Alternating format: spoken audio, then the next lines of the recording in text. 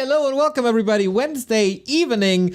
It is one day after the update of the PTR has dropped by Blizzard Entertainment for the Warcraft 3. Patch 1.36.1 is all that everybody is talking about. And yesterday we gave us the feedback to the PTR changes already. But we also mentioned many times that we have a different idea of how to do it and how to approach things and what is there to do, because a lot of things aren't addressed by Blizzard or will further down some problems that we have in the current meta. So whenever we talk about balance or statistics or anything like that, I need to have Dondo by my side, just like today. Yes. Hello. Yeah, it was the timings was pretty special, right?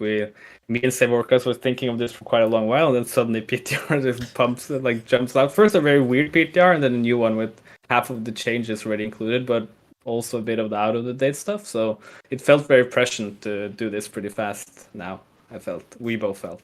Yeah. So this is not just your work. This is definitely not my work. Who was involved creating these notes and the patch idea proposal, I think we can call it? It's me, Save Orcas, that have been coordinating it, but a lot of the feedback and the reason we got down to the suggestions we got is a lot to do also, mostly to do with the pro players that gave us feedback. Pro players and other people as well, I guess I would say. There's a huge list of people. It's okay, let me try to remember everyone. Razor Moon, Foggy did something, Lolite did at some point to be included. We need to include my mind just went Starbuck, of course. We did a full talk with Starbuck. Scars has been included. I'll have to actually look at the list because there's quite a few people, so I don't offend anyone. And then what did I do? Sorry, I have to be correct here. Sevorkas we're gonna kill me if I don't mention everyone. My names just pop out of my head. I also heard of Grubby, Side, and Dice, for example. Grubby, Side, Dice, and Lolite is the ones that should also be mentioned. I think there's more as well, but that's good. And if I forgot anyone, please DM me and be mean. It's fine. And put it on the YouTube comments, because that helps us with the algorithm. Very, very important. Yeah, and our idea is that, we don't, people also, of course, those disagree with a lot of stuff. They didn't necessarily have the same opinion on things. And it's not meant to be, that's important. Me and Sevorkas doesn't want to say this is what everyone wants, so this is what it should be by definition. It's more to maybe give a framework on how we can approach it in the future. Maybe even including more people, especially the Asian community more involved would be cool. But also, I think even if you get a few number of pro players separated between different races and playstyles, you still get enough filtering that you can quite easily ham out all the bad ideas and get the directions you want to go to. And of course, in addition, we have used, or at least I have used balance, the stats I have available to say about stuff about balance. So we're sure that the directions should not be completely against the grain of balance, basically. It's also important. Yeah, I want to mention stats real quick, because you were also responsible for the most credible and most up-to-date stats that we have. I think it was posted on Reddit 2 months ago or something. I have updated it since. I just haven't posted because I felt that my idea there was to post maybe between seasons, because and you have to do a lot of you should do a lot of small gritty stuff to actually fix the data very correctly before you post stuff, because there's some hitmans out there. Victor, bro, don't quit games, it makes everything very difficult. Stuff like that you have to account for. That makes things a bit more complicated. So a little bit of a provocative question. So you did the stats. Did you take these stats and used it as a foundation to see, okay, in my stats, human is stronger than night elf, so we have to help the night elves? Or if that's how I work specifically? Well, not for that matchup specifically, no. The thing is, our changes was a combination of design points and balance wishes. So we had to use the balance as some sort of direction, and that usually lines pretty well up with what people want to see changed anyways. Some changes are more of quality of life and stuff that is more universal, but yeah, mostly the most important things that changes all the balance changes should of course align with what we see, like what we can know. We can't be 100% certain of anything, but we can like do something with the stats. And yeah, I mean, so the changes are trying to target specific stuff that only hopefully targets those specific matchup problems, if they exist.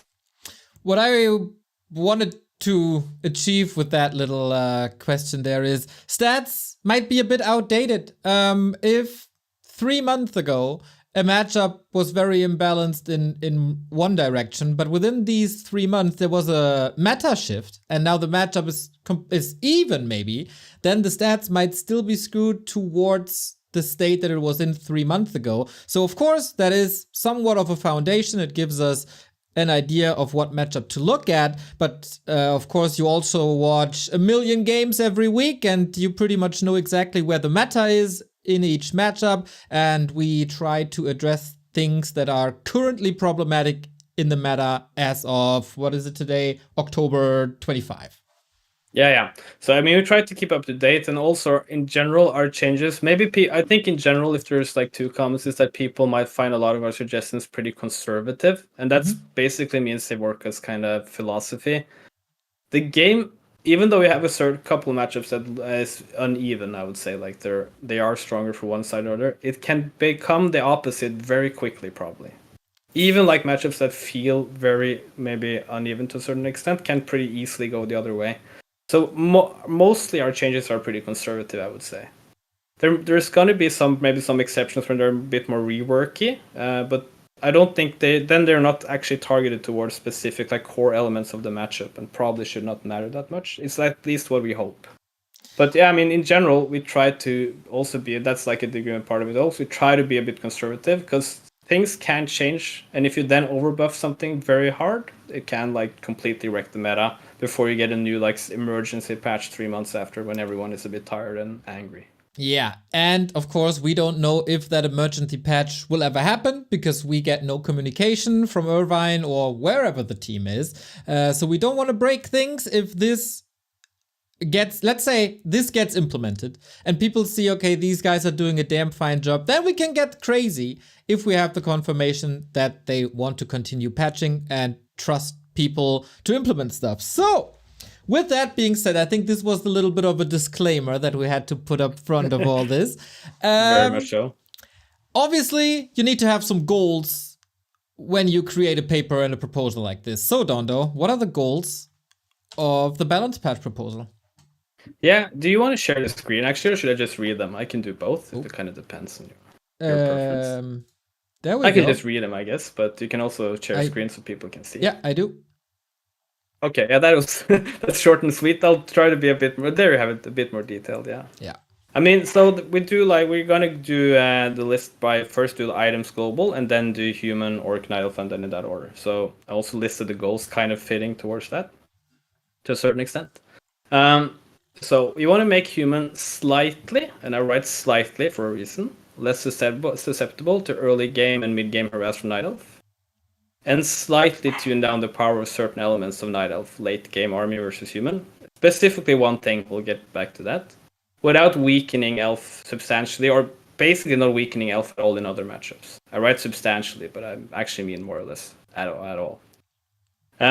You want to tune down the tier 3 power spike of human to compensate for a slightly more streamlined, easy early game, specifically against undead, right? So if we make early game changes to human, that makes the early game easier against night elf. We already know also, I can say like night elf human it has a bias towards night elf, but it has become a lot weaker than it was after the immolation patch. And it's actually like growing slightly weaker over time. So that's why I write slightly. Human undead has the opposite. Like it's not getting very much stronger, but it seems to be a bit favored against undead. And though the matchup is very hard to extrapolate on a high level, because happy is just happy, and it makes every data point a bit difficult. We can get back to that when you talk about human undead more specifically. Yeah. We want to increase the overall potency of orc very slightly, but mostly targeted towards early game harassment option versus human, or in general just matchup against human, because they struggle currently. This might be a bit meta shift as well, so that's why you don't like go overboard with it, but from the numbers, they do really bad against human. on the top levels. And then also by like this, that's the third point, we also maybe want, by doing stuff there, we might open up for a bit wider variety in strategies for Orc Mirror. Because I feel like on the especially higher level, you only see Blade Master, Shadow Hunter, Walker, Raider runs basically. So maybe open a bit options to do more than one thing there. Then maybe the one that maybe a lot of people are thinking of, I would guess, addressing the Night Elf Undead matchup, and we have two goals, or like two main targets we thought of in our head. I think most people, or seem to play most people, most players agreed upon. Turning down Power Ghoul Frenzy somehow, or the Ghoul Frenzy timing and Ghoul Frenzy maybe both, and Undead Slow effects. And that's the Nerubian Tower is the obvious one, but also maybe something to do with how Nova functions. So we'll get back to that. We want to be very careful though, and some people are going to hate this, but this is very important. We got to be careful not to over nerf undead. So it's basically, if you make it so it's impossible to play undead at a decent level if you're not happy, a lot of people are going to be very, very sad. So we got to be careful. And also, it's always difficult to know how much is happy just being happy, being consistent, playing the most, being the most, arguably the most talented player, and how much is more of an undead thing. We already starting to see, I would say, a bit less of the domination of the double undeads in Happy 1-0.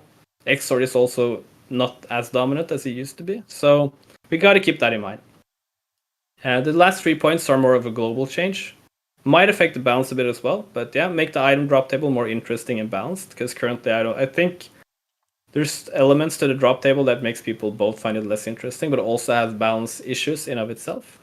And then we want to streamline builds to a certain extent if we can, like some builds that are maybe a bit underutilized specifically, and increase usability for some underused units and abilities. And I mean, this second to last point could be like a full patch of its own. I mean, that you could do a lot of creative stuff and just go full ham. So we don't do a lot of it stuff here, but we might think something about it and show how you can, at least we maybe can show something how you can think about it without actually necessarily implementing it now. When you do bigger changes, you need to use more time on it as well. So reworks are always difficult to implement. Yeah. And lastly, improve quality of life for players, which is like, that's always a good if you can. Why not just try to get to it? Exactly. Take some frustrating things out of the game, so the game is in general more fun and more 2023 than 2003. That's always a good thing. I would say, while we address this, we never want to take away the race identities that we have right now. So undead should stay undead and a human should still be a human. We don't want to streamline anything because the game has character for each race, and that makes the races so special, that makes us identify with the race, and that is super important. And I want to mention that a lot of things in Warcraft have a ripple effect. The easiest thing is, if you buff the early game, then everything else afterwards is also a bit easier. So a buff to the early game is automatically a buff for everything else. So if you struggle with a certain unit and you don't see this unit addressed in the patch notes right now, think about how the other things that are mentioned here maybe make the strategy that you struggle against automatically weaker without that specific unit being addressed. Very good points, Neil. Also, before we go into like the specific changes, good to know that like I might just like do 1 second on how we organized it.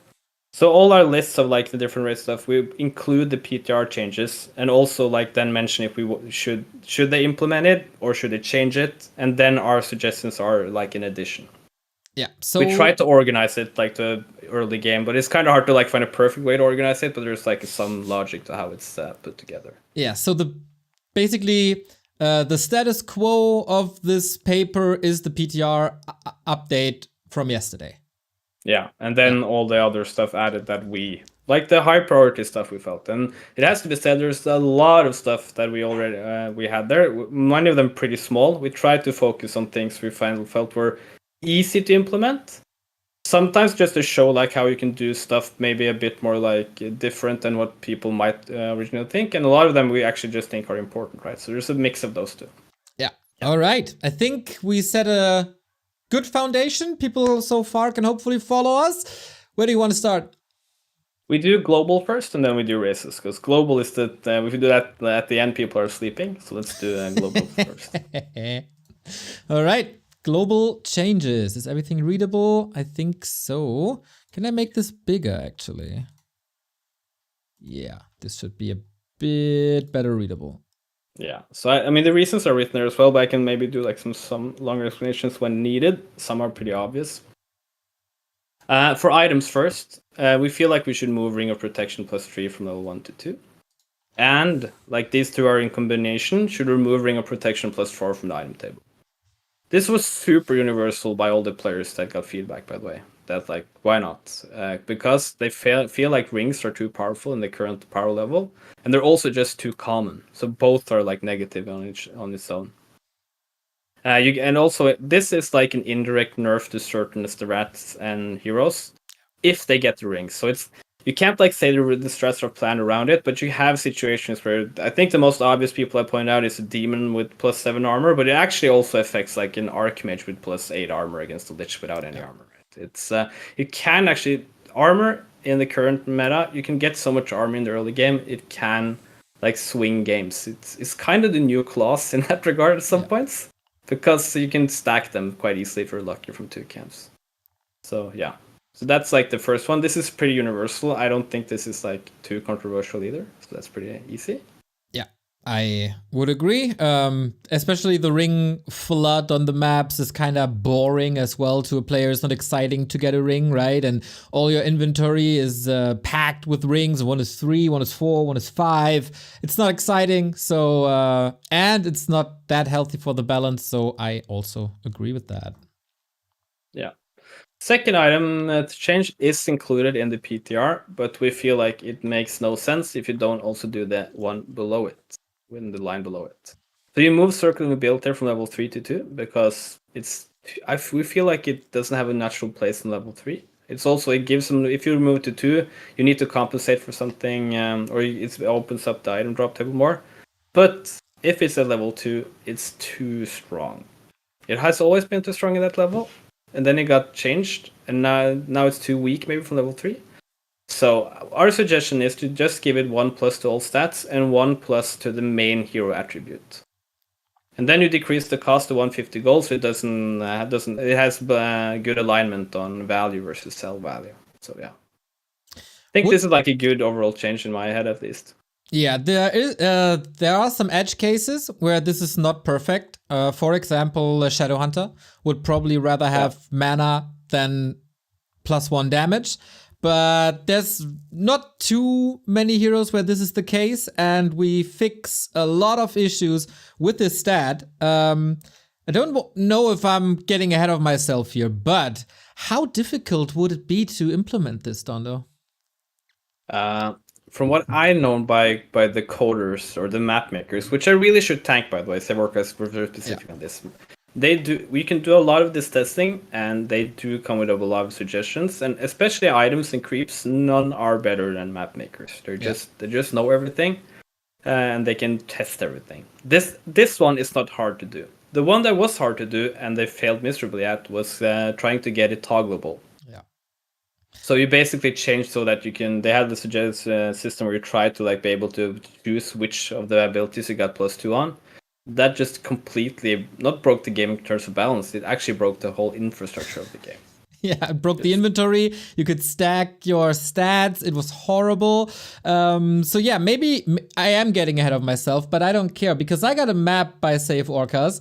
This was done by Rhythmed and Knecht. Rhythm was up yesterday in the call already and gave some insights, and Knecht we also know from some maps that we are playing in Warcraft 3. So they sent me a map and I went to the shop and I bought a circlet, and look at this, guys. There's a Crippy and there's a circlet, and I get 2-1-1 just like that. So definitely possible. Blizzard, if you want to know how that works, call us and we'll tell you. for the correct price. The code can't be copied over from what I heard now, so it's not difficult. Back to the suggestions. This one might be the first one you might be a bit disagreeing with, but most of the pros seems to favor this to increase close attack +4 back to +5, but just because they feel a bit underwhelming at +4. So yeah, I don't think this is like a huge. If this becomes like the biggest topic of discussion, I'm very surprised. Anyways, I think both can be perfectly fine, but this was like a general feedback that people gave. So why not try +5 again? It will increase the RNG slightly, but maybe that's fine. Yeah, this is indeed something I'm not too sold on, but okay. It okay. I think like this is like such a small change as well. You can almost do like a poll, right? Like you want +5, +4, yeah, and then you have to live with the consequences to a certain degree. It's kind of hard to see this being completely game breaking anyway. So yeah. But I do agree with that +4 clause currently. Feel a bit, I mean, they were +6, right? So it has been decreased quite a bit already. I mean, yeah. I mean, +6 was too much. I'm not saying that, but it might be good to find a middle value. We'll see. We don't agree with moving Crystal Ball from level 3 to 2. Me and Sivok, we got this in our lab yesterday, right? It's kind of like, I have no idea where the suggestion is from, actually. So this is kind of hard to, I don't know like the full reasoning. You talked a bit, and me, I was there as well with Scars yesterday regarding it. I think like it might on level 2 sometimes be super strong, but it can also be useless, and I don't get it. Like I think I don't get like its positioning there. I think it's better to maybe think of redoing Crystal Ball completely at some point, like doing something more interesting with it. We didn't have time and like didn't get feedback on what that could be, but there should be something more interesting than just moving the item level on it, because it's such a boring interaction currently, in my or our opinion at least. Fair. Yep. The next one is like, this is like where things get technical, or so small technical. That's like this still important stuff. Like cost of the pre-active vitality should be, you should get 25 gold less for selling it, right? And also it should cost 25 less. Would be that change, because now it's incentivized to sell because it has not perfectly aligned sell value compared to other level items on its level. So you should sell it just because or you not should necessarily sell it, but it has like gold value that is higher than it should be for its item level. Yeah, just to reiterate a bit, all the other items on this level give you 300 or cost 300, and this would just streamline the parry app, that not make it give less gold than anything. Just a streamline thing. Yep. And the last one are from the PTR. We don't have strong opinions on it, and I think it can be implemented. Like, I think Staff of Teleportation is a lot more game deciding or changing than the other one, but yeah, why not? I do like a part of me wants to think that this might like the incentivize more tactical play somehow, but also I do really get the point that especially in Night of Mirror and other matchups, you can have like Staff of Teleportation just be completely game deciding, and it depends on who has the lowest ping when they try to click it. And that just feels badly designed as well. Yeah. All right. Boring items are done, I guess. Let's get to the juicy stuff. Unit Heroes. Yeah. So, I mean, for our Lord could probably get like 4 patches in a row to get like a complete rework, because it's been such a topic for such a long time without anyone really finding like the perfect solution. I'm not necessarily sure we have it here, but I think this might be good suggestions. So the first one, cast point, means that every ability is more responsive than they are now. If you have played a lot of Fire Lord, you will notice quite often, like you try to click a spell, and the other hero spell will always feel like it goes off before yours. This is very easy to see when you hit, like when a Demon Hunter goes for a Mana Burn. And it feels like you try to hit Soul Burn, but it just didn't hit before. So this makes everything just snap a bit faster, and just makes him more responsive in general, which would be partly quality of life, but also actually like a buff in how it functions. So yeah.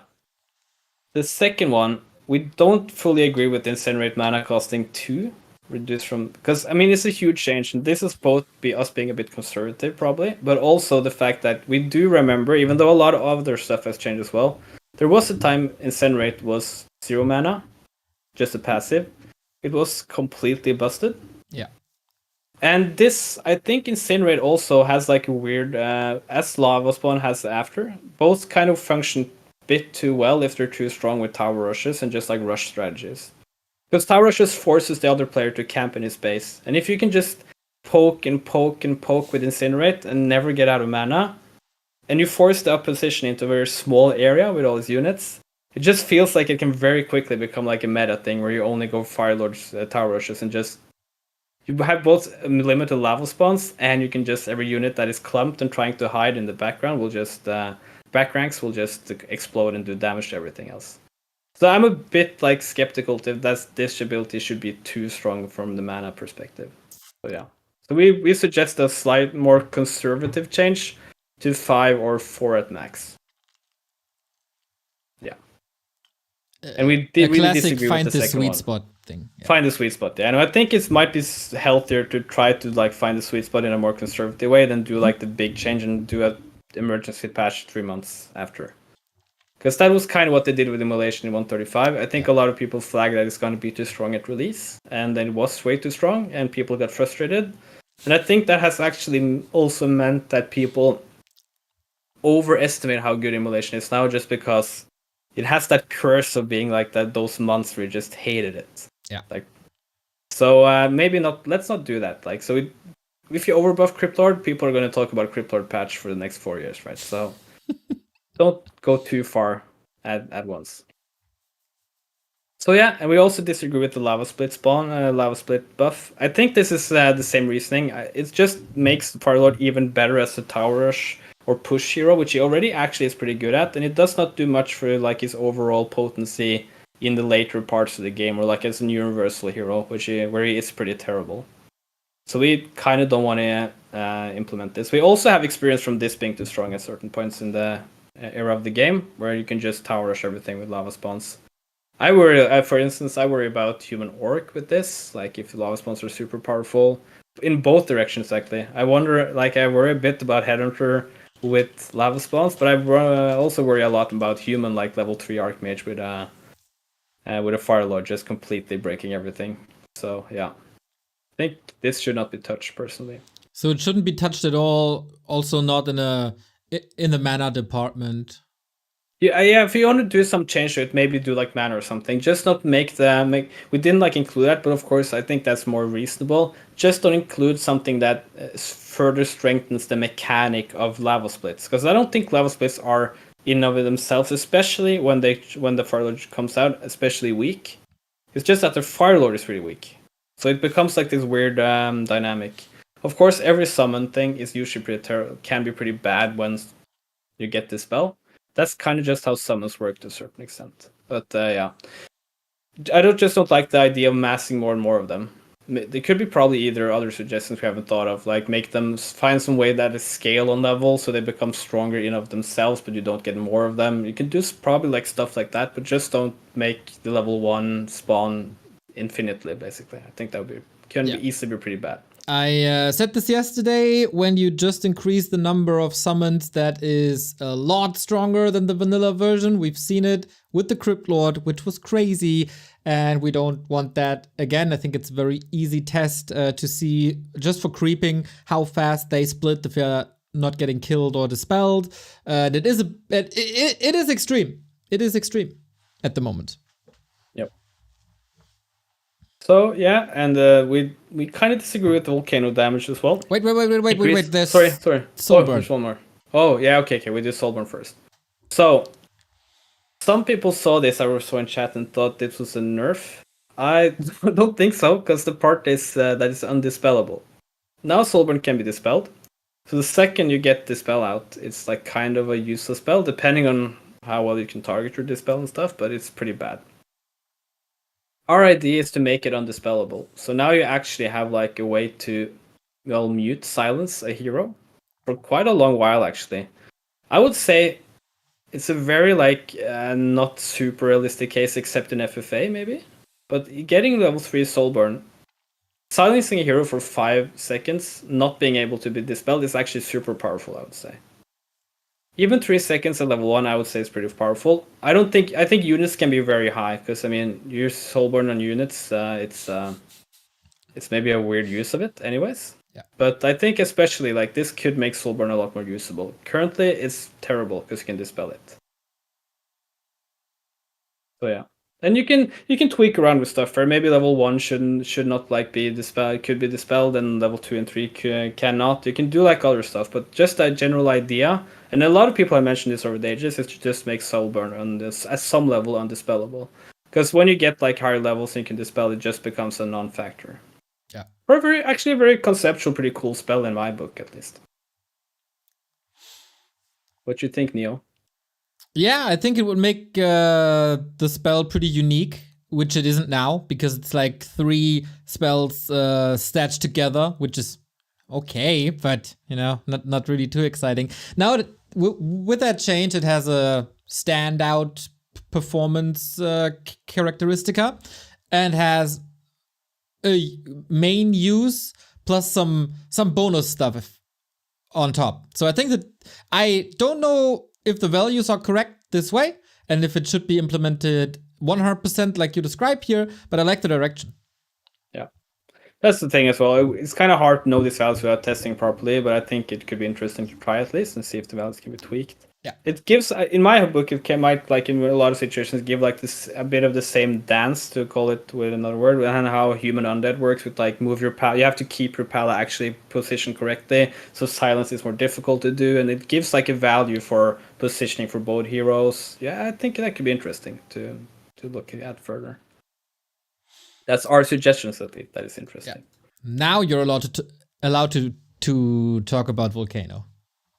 Yes, I would think we think that the damage is a bit too much. I mean, it's always like scary with 100 to 150. It's like a huge buff. Is this like impactful that often? Probably not. Maybe I have like PTSD of playing against Cast on ladder too much, but Volcano is not horror bad in compared to damage if you get it off properly, but it's very mana costly. And it has a very long cooldown. So our idea is to keep the damage, but decrease cooldown and make it cheaper to use. I mean, if you want to do damage, maybe you can increase the damage a bit, but just don't go full 50 immediately. It's such a big change. Like it can be super powerful very suddenly. On top of the stun that it already has. Yes. So yes, that's Firelord. I mean, I don't think this. I think we can be honest on. I don't think this necessarily fixes Firelord. If you want to make Firelord like a common hero in all matchups and stuff, this is probably not enough. It just doesn't have that function. It's pretty like HP weak and stuff like that. But it gives the abilities within like the framework it has. Like you just slightly tweak to Soulburn, and I think you just increase the power level to a bit better way than is suggested in the patch notes currently. Yeah, I think we mentioned this a bit. Firelord is such a weird hero. It has a summon spell, but not the mana to support it. It has a carry damage orb effect, but not the HP to support it, really. It could be a support unit, but for that it's also too squishy, and that comes up too late, and then it's easily counterable late because you don't really want it as a first hero. Firelord is in general flawed. This will definitely help to see more playtime, and if we have more time and more patch iterations, we can think about other stuff and more fundamental changes to the hero. Yeah, I mean, if you had like a more regular patch cycle, you could have like more focused patches, right? So one patch could basically be the Firelord patch. Like we want to work on the Firelord to find out what exactly. But you also want to work on the Naga. Yeah, I mean, Naga is generally a good hero. It's used in a lot of matchups, so it's not like meant to be a huge buff to the Naga role. It's just a buff to ability that is in of itself pretty weak and has a high activation cost, maybe for no good reason. It's like our reasoning here. So we actually wonder if like you even reduce it to 0. Wonder if like that has like any weird interactions, but just like in generally just lower the activation cost, so Mana Shield can become a bit more usable. I think it's an underutilized idea that maybe Naga with Frost Arrow and Mana Shield and no Forked Lightning could be interesting, but not with how Mana Shield is now, I think, just because of the cost. Yeah, I think rather the opposite. Naga could be pretty good with Fork Lightning and Mana Shield if you slap an orb on her. So Could also be true, late yeah. game stages, we've seen it a bit already, but yeah, Mana Shield is already better than 5 years ago. But I mean, this can't really hurt. I think it's a nice little quality of life thing. Maybe the Demon Hunter told us that 0 activation cost is not good. Yeah, so. there might be some interaction there that really needs to be tested, right? Because Yeah. the game kind of goes weird when you get level 0, get 0 stuff that is kind of hard to think about when you like it just shouldn't matter, but it might do. But yeah. Yeah. Yep, and the last one is I think several players suggested this, which I think or agreed and found it interesting. And the idea here is I would say it's logical, but that might not make it so people agree.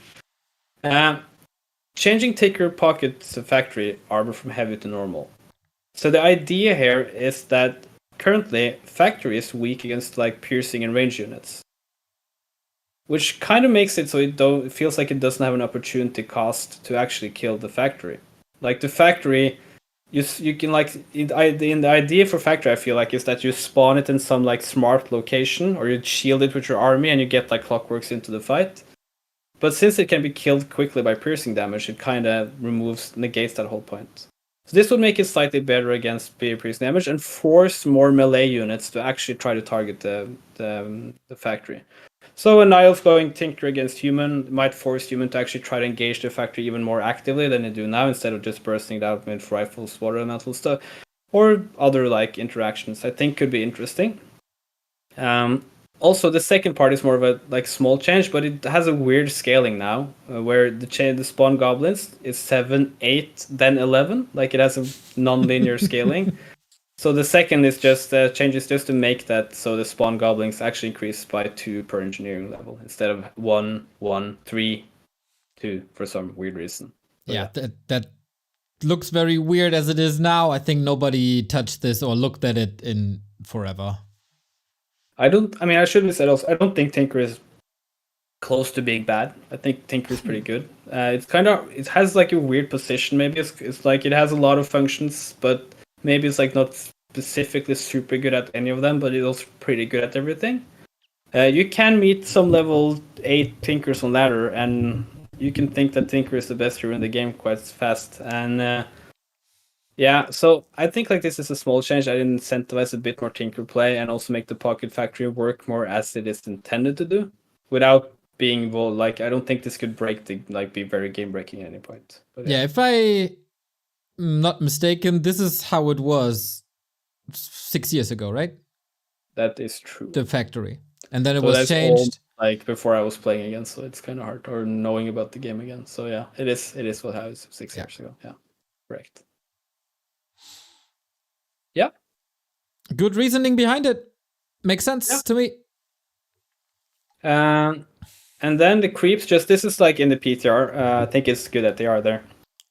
So just the movement speed from the range units is both so like a small nerf them if they're going to get shot by it from the Merc, but it's also that you can re-aggro them properly, which is yeah. Yeah, this is something that Save Orcas told us on the call, who for people who weren't there. If creeps have 300 MS,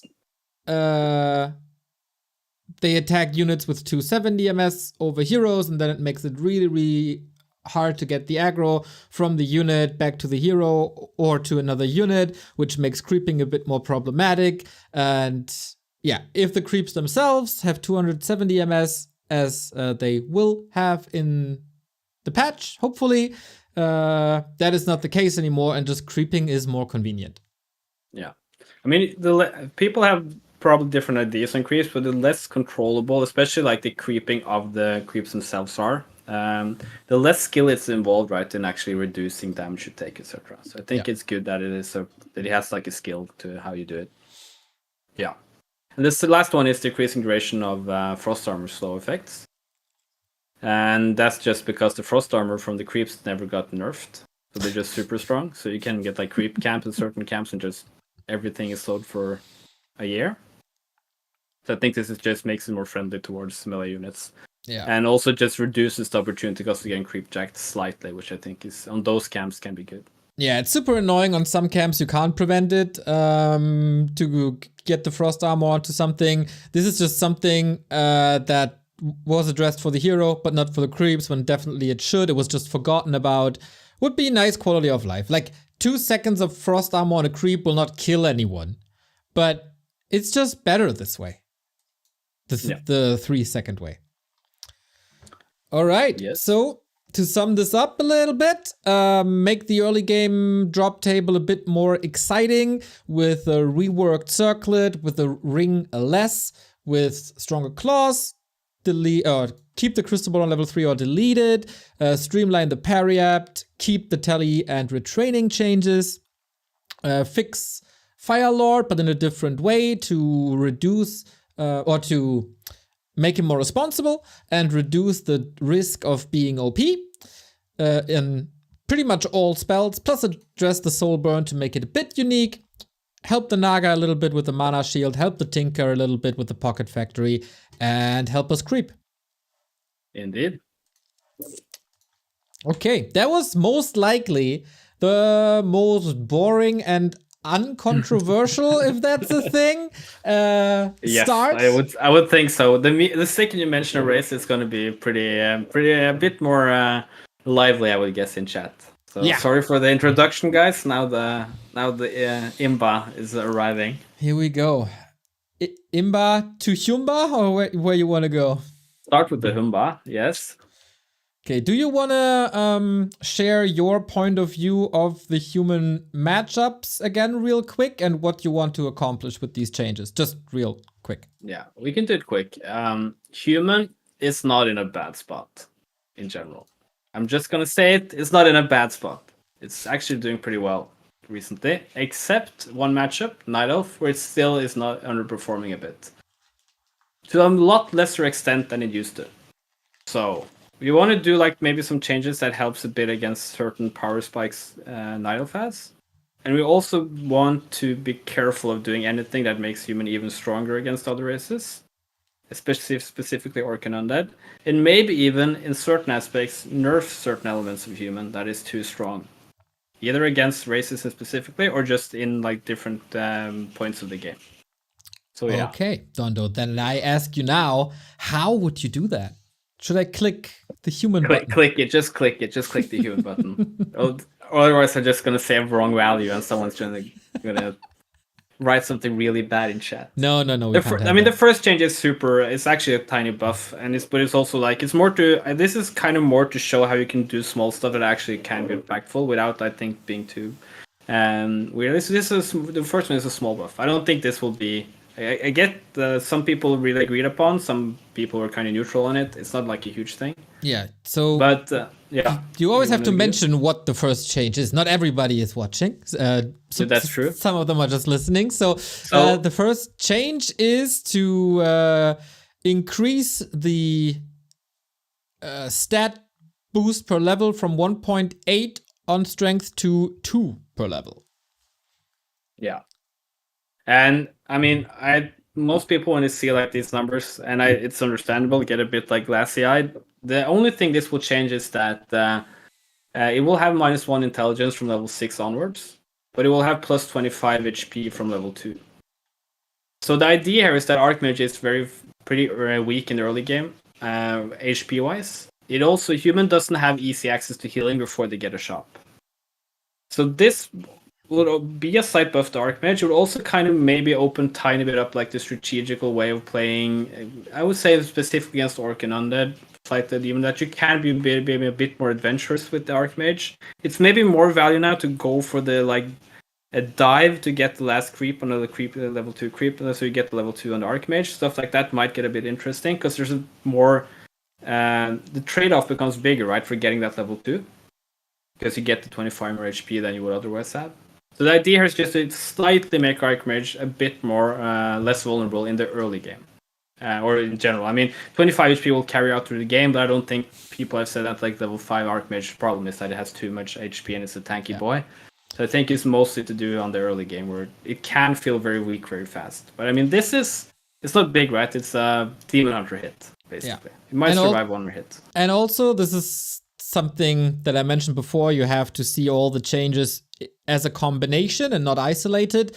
As we will have fewer rings, the Archmage automatically will have lower armor, right? So giving him a bit more HP to compensate for that can't be the worst.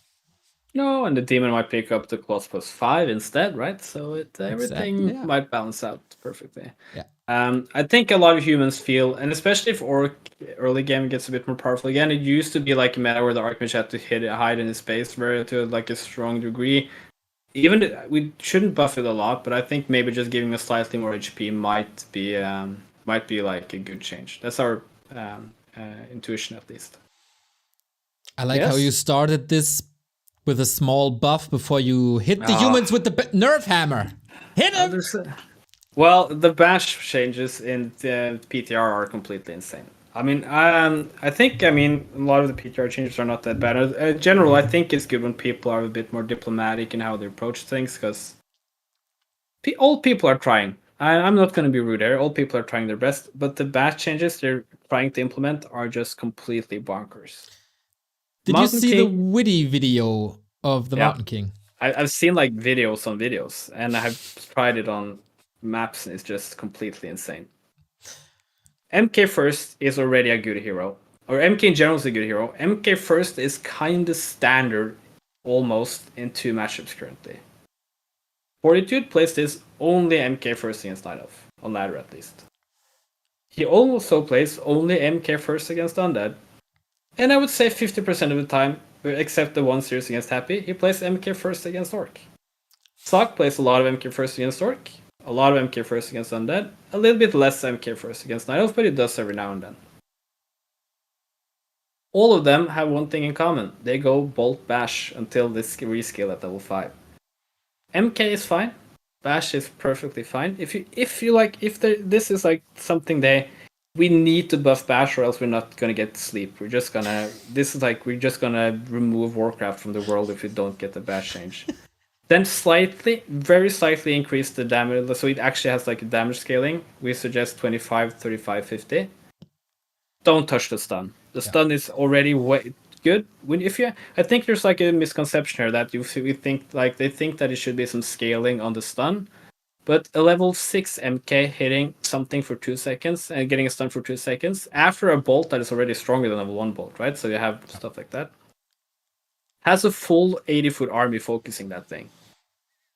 Don't do it. It's just don't get there. It's also a complete room. Like they're saying we want to have more Warden play.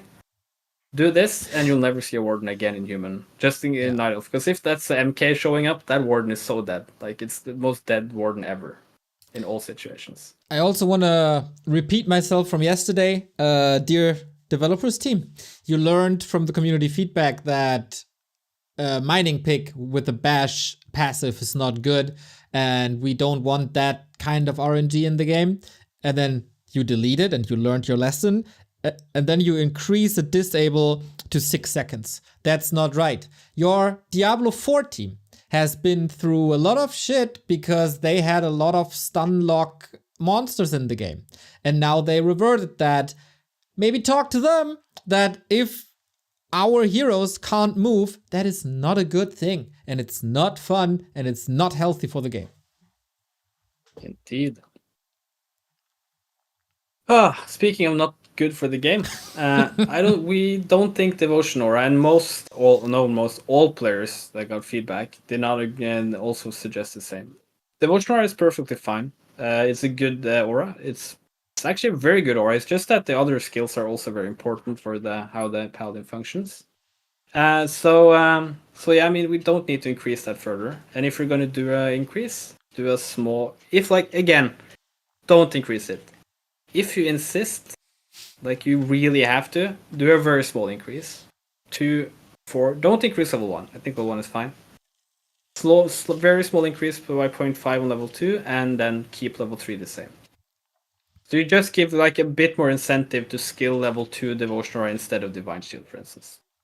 That's about it. But I actually don't think you need to change it. Yeah. Not more than that, I think, on that change. It's just don't do it. I think we also discussed this at length yesterday and the week prior, so should more or less be a no-brainer. But you want to address the Blood Mage. Very small changes. This value seems to be tested. Maybe they can be put down even further. Yeah, we think, or we have gotten feedback from several players that it could be interesting to try to make the Flame Strike a bit more responsive. I don't think it should ever go down to like being actually zero, like close to 0 seconds. I like the idea that it's a bit unique as like an AoE. You can micro a bit better against it if you have like 0 point ish seconds to react. But it does feel a bit slow currently, and it's very easy to move your Blood Mage away while it's casting. It just has like that tiny millisecond to slow over time where you use your Blood Mage to just move it back. I think this would help a tiny bit with kiting, and also just removing the mana cost, reducing mana cost cycle will also make the spell a bit more usable. It's a very small buff. We can test the values and see like if this actually does anything. We can test values first and see if that does anything. But it is important to say these changes are conservative because Blood Mage is not a bad hero. Blood Mage is a good hero, but maybe give the Flame Strike can feel super underwhelming or very good depending. Maybe this will help like even that out a bit. Yeah, feels good. Everything that makes things a bit crisper and less sluggish, like we had the Fire Lord as well. I'm all for it. Indeed. Speaking of sluggish, slow peasants, militia. So the duration increase in the last PTR was 45. The increase is from 42.5 in the first iteration. I think everyone liked, or like a lot of people liked and didn't disagree with the slight increase. There's a bit more back and forth between the pros whether 45 will be like a very bad thing or not. I think a cautious approach is fine, and just start with 42.5. Militia affects a lot of things. Humans will take a lot less damage if they have to like go back from creeping and try to evacuate if you get creep checked. Creeps are easier to creep in general. Everything moves faster. Like all the mid-game fights where you have to move your militia into the middle of the map, they now do more damage for longer. Every second from militia has like can have a potentially pretty big impact. And the argument is that also an argument I heard, and I don't disagree with it as a principle. It makes other heroes in Archmage a bit more viable. But I feel like we already see a lot of other heroes in Archmage. We especially see MK a lot. We see the Legend Lamets only playing Pala Rifle. So I mean, I don't mind, or most pros and we also don't mind a slow, like a small militia buff, but maybe not 5 in one go. Start with a smaller one, 42.5. Sevorkas like 43 better because that's a more round number. It's like we usually don't deal that much with 0.5 values. So yeah, I think that's like a better approach. Personally, we think that's a better approach. Most pros seem to agree. Some like the 45. So I'm not going to say like this is universal. But maybe be a bit careful to overdo it at one go. There's a lot of other stuff that changed since militia was 45 seconds, including having 20 more HP. Sevorkas is fine with 42.5, by the way. Yeah, very good to hear. Yeah, it feels like when you can go for the safe change with 42.5 that was anonymously accepted, why take the risk? Don't really get it, but all right. This... I don't know if it's really that necessary to do. I like the buff in general. 45, bit extreme. Dial it back, then we're good. This is like a kind of suggestion also that's been like so universally asked for a lot of human players specifically, but also some other players for quite a while. That it would be like interesting to see how it works, and like I think this is like one of the changes we need to be like aware of and quite like fast to tune it down again if it becomes too strong. Mm-hmm. Right? Yeah, sure. Like we can test it pretty easily how it works. All right, that was all the stuff, or most of the stuff that was addressed in the PTR, but you want to address something that Blizzard doesn't want to touch. The Arcane Tower. Yeah, and now things get controversial, I guess. So, guys, before this is being explained, keep in mind, these are two changes. They are coming together. Don't look at them individually. Look at them as a combination of a buff and a nerf that evens out to a degree. Yeah. So, Dondo, what do you want to do with the Arcane Tower?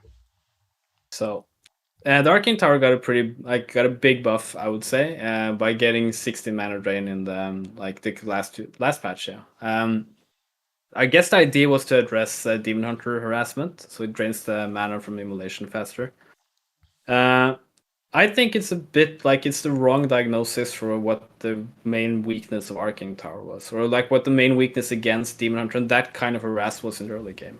It's more the fact, and from my interpretation, from the most pro players seem to agree upon, is that the Arcane Tower just doesn't get up, or when it doesn't get up, it can be extremely difficult. Like, so you cancel it when it has like 3 seconds left.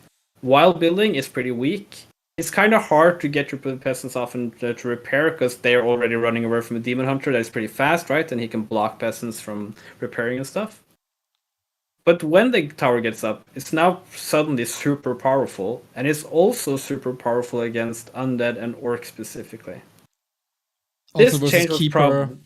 Yeah, good against everything, super good against everything. I think like if you think 4 mana difference, doesn't matter that much.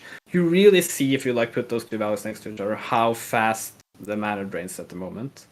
It's a super big nerf to undead 1-base pushes.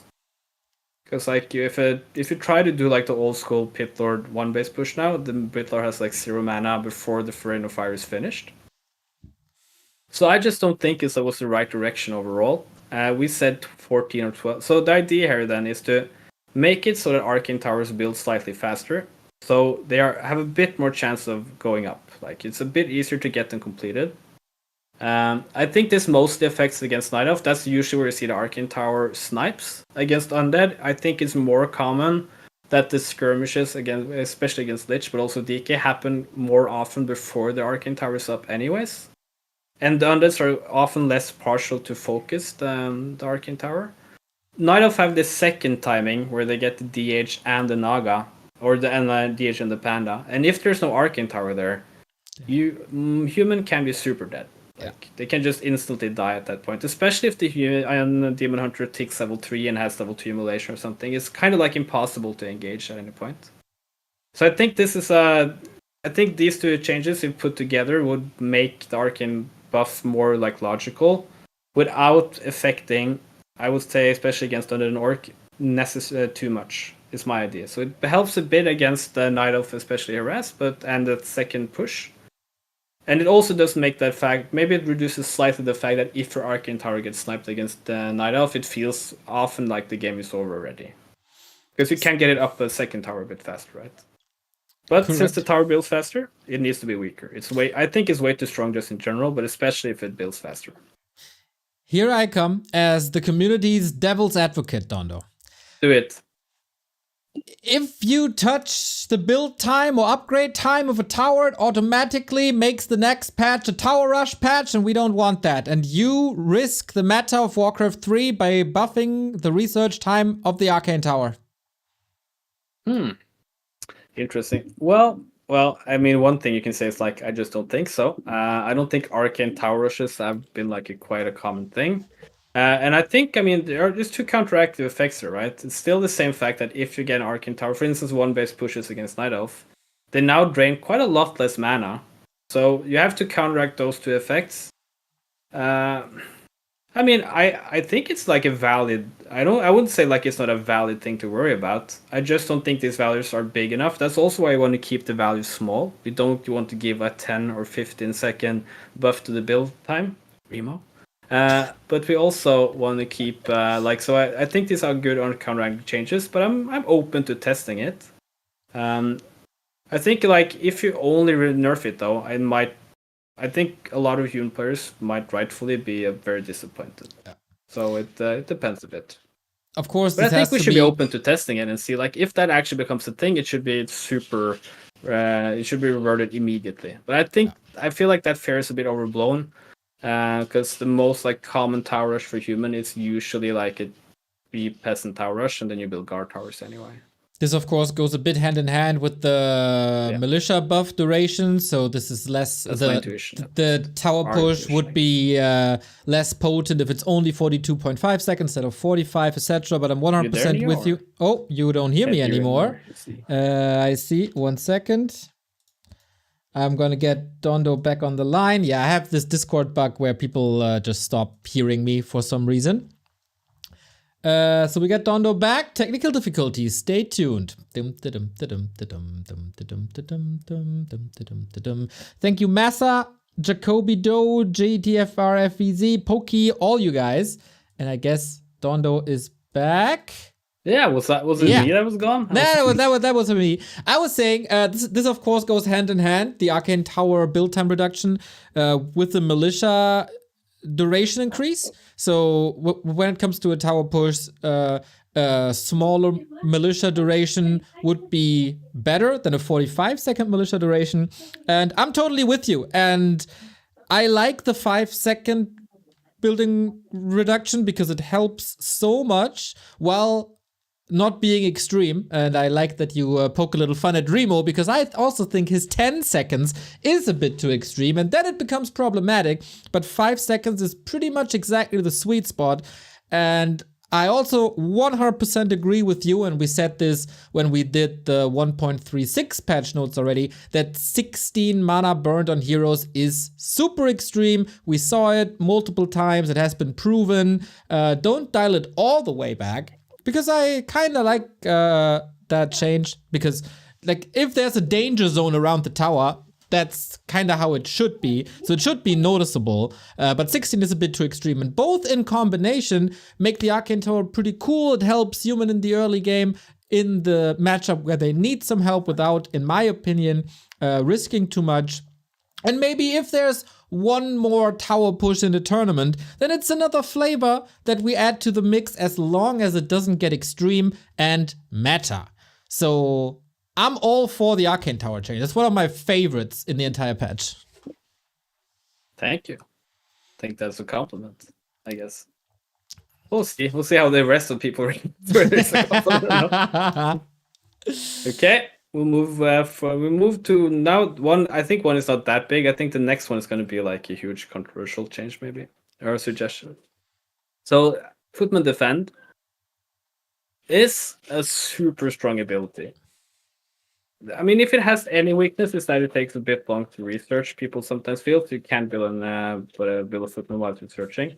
But the defend piercing reduction is insane. Like, you can't do anything with archers and headhunters against Footman with defense. So our idea here is to slightly nerf it. I don't think it's like completely impossible to go to 55 even, to like start there, but we're being a bit conservative. We start with 60. Just nerf ability that is a bit too strong, and seem to be agree upon on most people that it's a bit too strong for like this value currently. Yeah. Agree. Won't break anything, I guess. It oftentimes feels frustrating to play against defend. That could help with it without ruining human, as they also got the help with militia duration in the early game at that stage. Should be fine. It's also, I think, more of a buff for Orc than is for Night Elf that faces it, like both races that face a lot for it, because for Night Elf I feel like the defend is also very good just because it reflects the Dryad poison. Against Orc, it can feel like you can basically be killed by level 3 AM as if you have enough defense footprint just by default. So every slight change there might be positive. All right, let's get the shitstorm starting. Do you want to delete an entire ability from the game? It needs to be taken into account the rest of the changes. But yes, we suggest to remove Knight's Sunring Blaze ability. So Sunring Blaze ability was introduced mostly, I would say actually originally more or less only, but we can talk about whether that was the case or not, to make Knights better against MGs. MGs are really not a thing in the meta, and I don't think that's because of this stage alone, to say the least. And MGs have done a lot of changes since then. Knights, I see that someone in chat wrote that Knights are a bad unit. Knights are not a bad unit, especially not against Undead. They wreck queens already, and they just give this ability for free a 10% damage bonus against something they're already extremely good against. It has to be taken into account. We're also doing other changes though that will kind of make this more logical, I think. But if we're going to do anything to Undead that will also affect the Undead human matchup, you have to give something back to Undead. because this matchup is already pretty on the line, and knights are super overwhelming. I think the reason you see mass banshees is not just because mass banshees are good. It's because doing fiends against knights gyro in or later get parts of the game is just impossible. Except maybe if you have like insane hero levels, but even then, I think it's very difficult. So yeah. This could potentially also lead to the re-implementation of mountain giants in the matchup, which we haven't seen in forever. Might do. I actually don't believe that, but we Me can neither, see. but Again, could be an incentive. Like if it becomes, maybe you can reintroduce it. Maybe you can reduce it like in between value. But if you reduce the Sundering Blades even further, because it's 10% now, it used to be 15. Introducing like something, for some reason knights have a 5+% attack ability. It just I don't know. It feels very weak to me, like, or weird to me to have like a 5% damage increase ability. Secondly, And if you sorry. Yeah, I want to say this again is a combination of a more stable early game. So you add something to the early game with Militia and Arcane Tower, and in return take a bit of strength away from the late game. So that is a balancing act of early and late game. Indeed, right? So you have to think that you get the knights out more easily here than you maybe got used to otherwise. And yeah, I think this is fine for personally. And most people seem to agree upon it. There were some pros that maybe suggested giving back as an upgrade then still. We decide we don't think that's like necessarily that good. It also clogs up the barracks to a substantial degree, and it kind of doesn't fix the fact that like when you get proper 80 foods night gyros, it just becomes like a super unbeatable army, except if you have super high level lich or a bunch of banshees. And yeah. All right, this will definitely be a discussion about this ability, but something that Save Orca said in a call, and that the Blizzard team immediately picked up, was to increase the number of food provided by keep and castle from 12 to 14. Blizzard actually wanted the castle to give 16. You seem to be against that. Or in favor of the idea, but against the 16 for castle. Yeah, I mean, I don't think like even having sleeper castle is that big of a deal, but the idea was just to give that 50 food timing. That was Save Orca's idea. So I think he felt like it was unnecessary to keep like adding 2 more food per tech. It was more to just have that one bonus food to make the 50 food more perfect or more fit better for humans. So it becomes more. I mean, it's mostly meant for one base. I don't think this matters. Maybe if you get like 1 farm less at the end of a 100 food army. An expansion play, that feels very, very marginal to even like think about. But this makes like a perfect 50. You mentioned that if you do 16, you get a perfect 100 food. Mm-hmm. I don't necessarily disagree with that either. I think both were fine. I don't think that would be like a game-breaking change either to keep 2 food at castle as well. Yeah. So yeah, I mean, I'm open to both, but I especially like the idea of the 50 food at tier 2, because the 50 food timing is more important in general, of course, than the 100 food. Yep. No, Save Orcas disagree with this plus 60. Okay, just wanted to explain this real quick. At the moment, human end up at 48 food out of 50 because their farms give 6 and they start with 12. Yada. You do the math. So giving keep 14 would fill up the missing 2 food. If you give castle 16, it breaks the math for 50 food and 80 food upkeep. Yeah.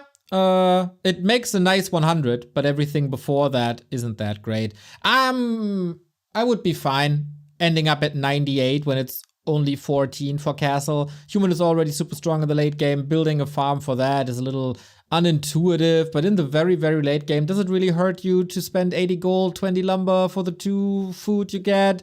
This needs a bit min-maxing, but I think in general, this is not the important part. The important part is the keep to 14. And that is something that's universally liked. Yep. I agree.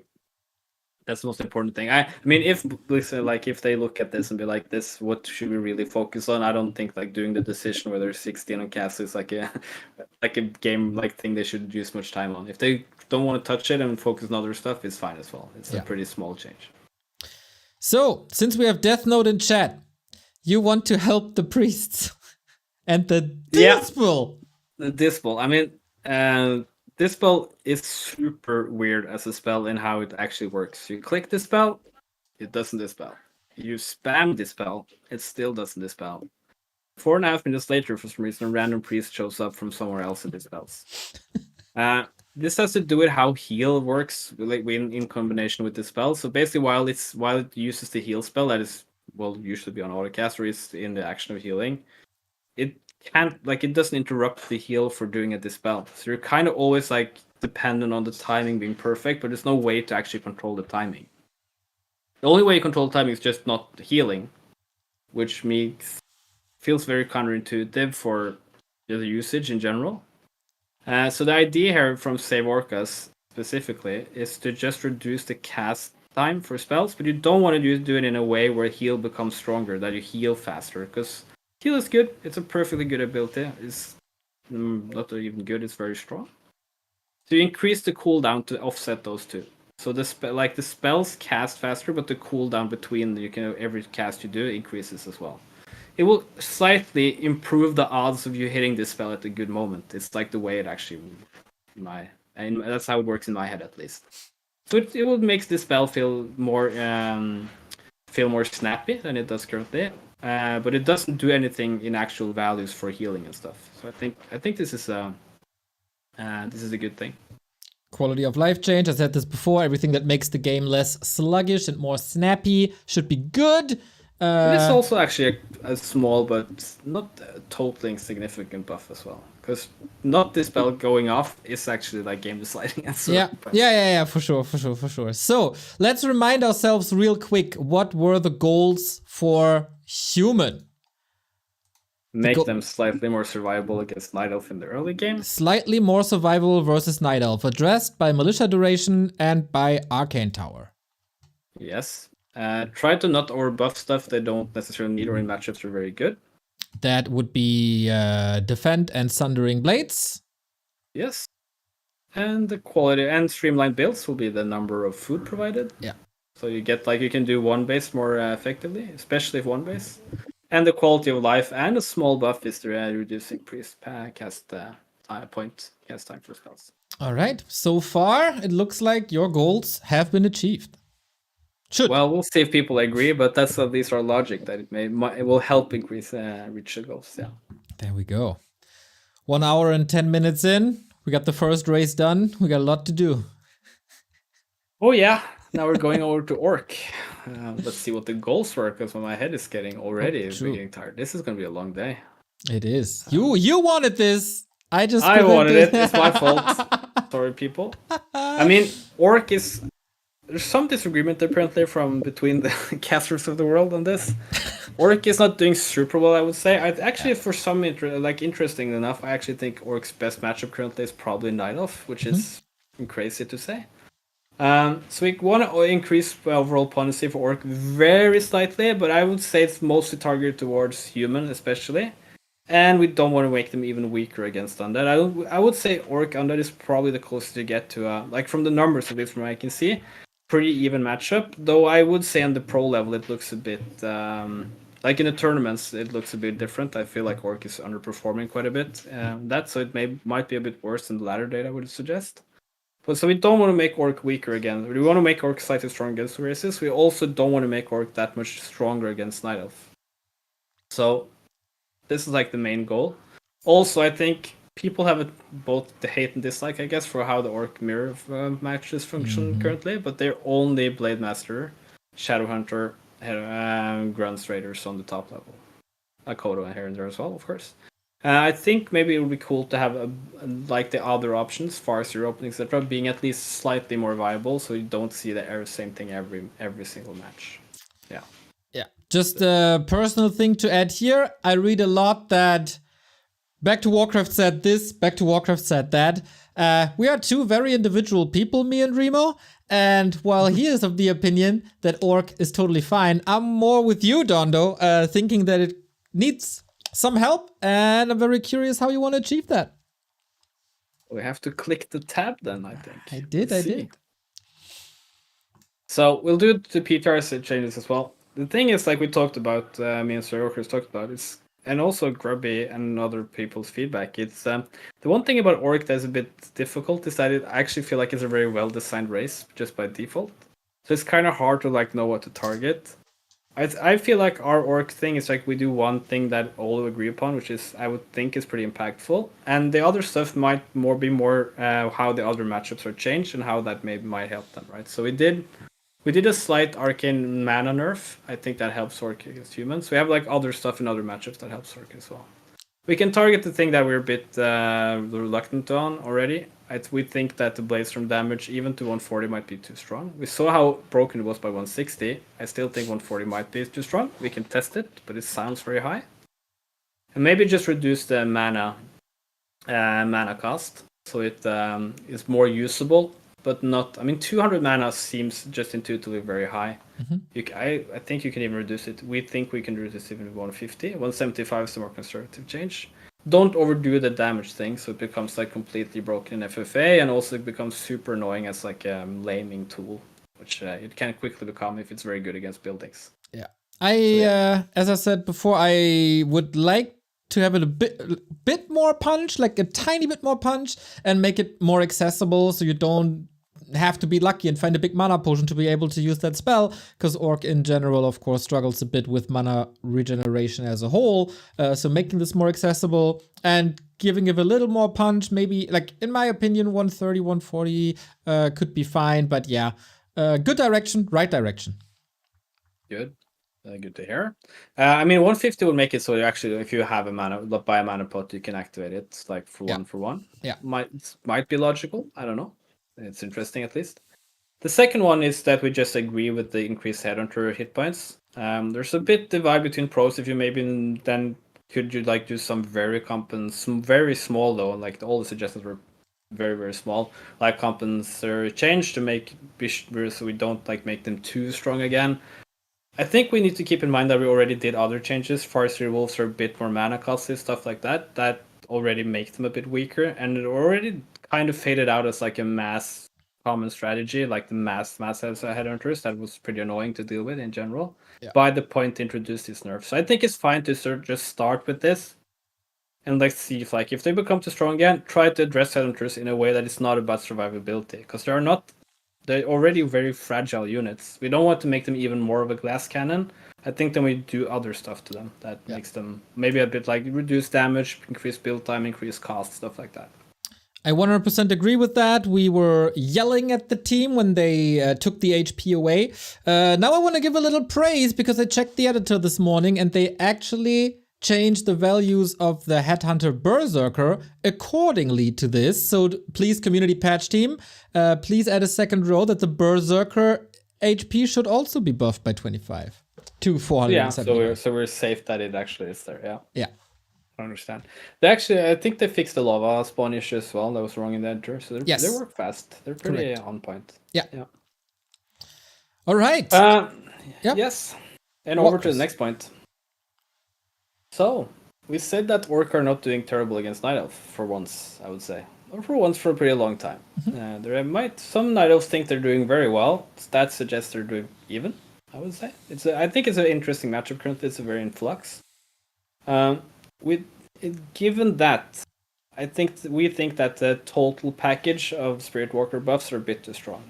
Lore strategy has become very common against Orc. Talents have kind of faded a bit away.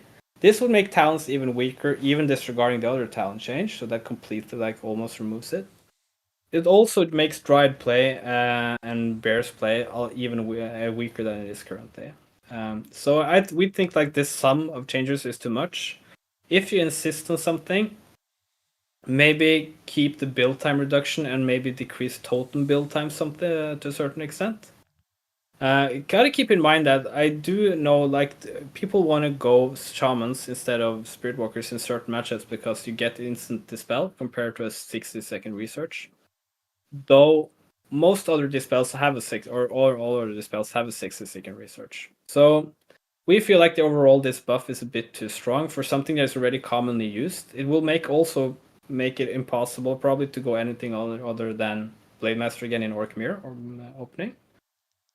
So I think this is like a sort of middle way if you really want to keep like, or if you want to make the Spirit Walkers a bit better, so maybe they're a bit more usable in against human other matchups. Maybe get the build time might be good actually against the undead, so you can get that one Spirit Walker out like when you're trying to hold the push and stuff. But we think the overall buff is a bit too big, and most pros seem to agree. Like it's gonna make them a bit too powerful, especially against Night Elf. Yeah, you might be right. I don't have any like strong feelings, but if I see that stuff is changing by 20 seconds, which is a very essential timing in the history of Warcraft 3, that is the Walker Adept training timing. 20 seconds is a lot. So yeah, maybe be careful. As we said, this is a conservative approach. So it fits the theme, I think. Yeah, I agree. It might be. I would like that's the logic as well from us. It's we try to be a bit more conservative when things. I mean, especially when things are not considered bad. I mean, nobody thinks Spirit Walkers are by themselves bad. It's just that shamans become more common just because they have a different functionality and are very good. Yeah, we gotta like be a bit careful in how we think about stuff. So yeah, you want to have the Witch Doctor instead. No, sorry, I just want to lead into the next one. Yeah, so our idea is that the other caster is very not used that often as Orc is Witch Doctor, and Witch Doctor is a bit of a difficult subject to be like agree upon because there's been suggestions in the past of, for instance, reducing Stasis Ward like activation time substantially. Personally, that's like another super like it makes the same logic as Bash or any stun. I just we don't like the idea of having like being surrounded by AoE stuns that activates in like 4 seconds. Yeah. Stuff like that. So our idea is just to make them more usable by reducing build time. And in this case, we think we can do a pretty substantial research nerf. Both because the depth training probably doesn't provide you that much with Stasis Ward, so you want to like use it to get to the master training. Mm-hmm. Then maybe like for build time, maybe you can use Witch Doctors more as like you go in a fight, you go home, you can use a healing ward instead of doing like by 7 heal solves if you don't have Shadowhunter. Stuff like that might make it more usable. I don't think this will like there's any chance of this making Witch Doctor super good or super like he's gonna dominate the meta. But every single thing helps here, and I think Witch Doctor deserves more the buffs in research time than the Spirit Walkers does. Okay, would add to the chance of to seeing more variety without breaking too much, I think. So this seems good. Yep. And also, we kind of have to say we don't have that strong opinions on the armor or the wood up changes, so we just like kept it in. But the one thing I would say is like the common people are a bit also the pro players are very like divided on this. But there's a point that armor upgrades is universal for Orc. So maybe there's an idea of just keeping the attack lumber increments and not doing the armor as well. But people were pretty split down the middle on this, and we are as well. Just my opinion on that. Like if you have a Night Elf army, especially in this matchup, it's either Archers and Hunts or Dryads Bears, right? So they kinda have a universal upgrade as well as it goes for their entire army. So this argument is a bit on the weak side. Also, if you have Fiends Destroyers, it's more or less the same. So there are army compositions who have that benefit of getting cheaper upgrades. And Orc is so expensive that it's just not made for one-on-one melee games. So level 2 and 3, yep, thanks for adding that. Making level 2 and especially level 3 cheaper is a good help, and it's necessary, in my opinion. So it's good that you keep it. And I think it's it's fair to be honest here, is that most people didn't have strong opinions. A few disagreed, some agreed. It didn't evoke a lot of strong feelings, no matter way, I would say. Yeah. So I think so that we didn't feel like a reason to remove it then, as our suggestion at least. All right. So thinking back to when we started the Orcs, we wanted to lift the power level slightly in all regards. That is already done by upgrades being cheaper and more accessible. Adding headhunters back into the mix adds obviously to a stronger headhunter build, more build variety. That is good. Plus earlier access to Spirit Link and the spell, plus an incentive to maybe go for a Witch Doctor. That is addressing quite a bit. Yep. And I think the headhunter like change is so impactful in human orc that already like doing more a lot more in that matchup specifically is a bit scary before you see how that works. Especially when it's in combination of a defend nerf, etc., etc. So all of this in combination again.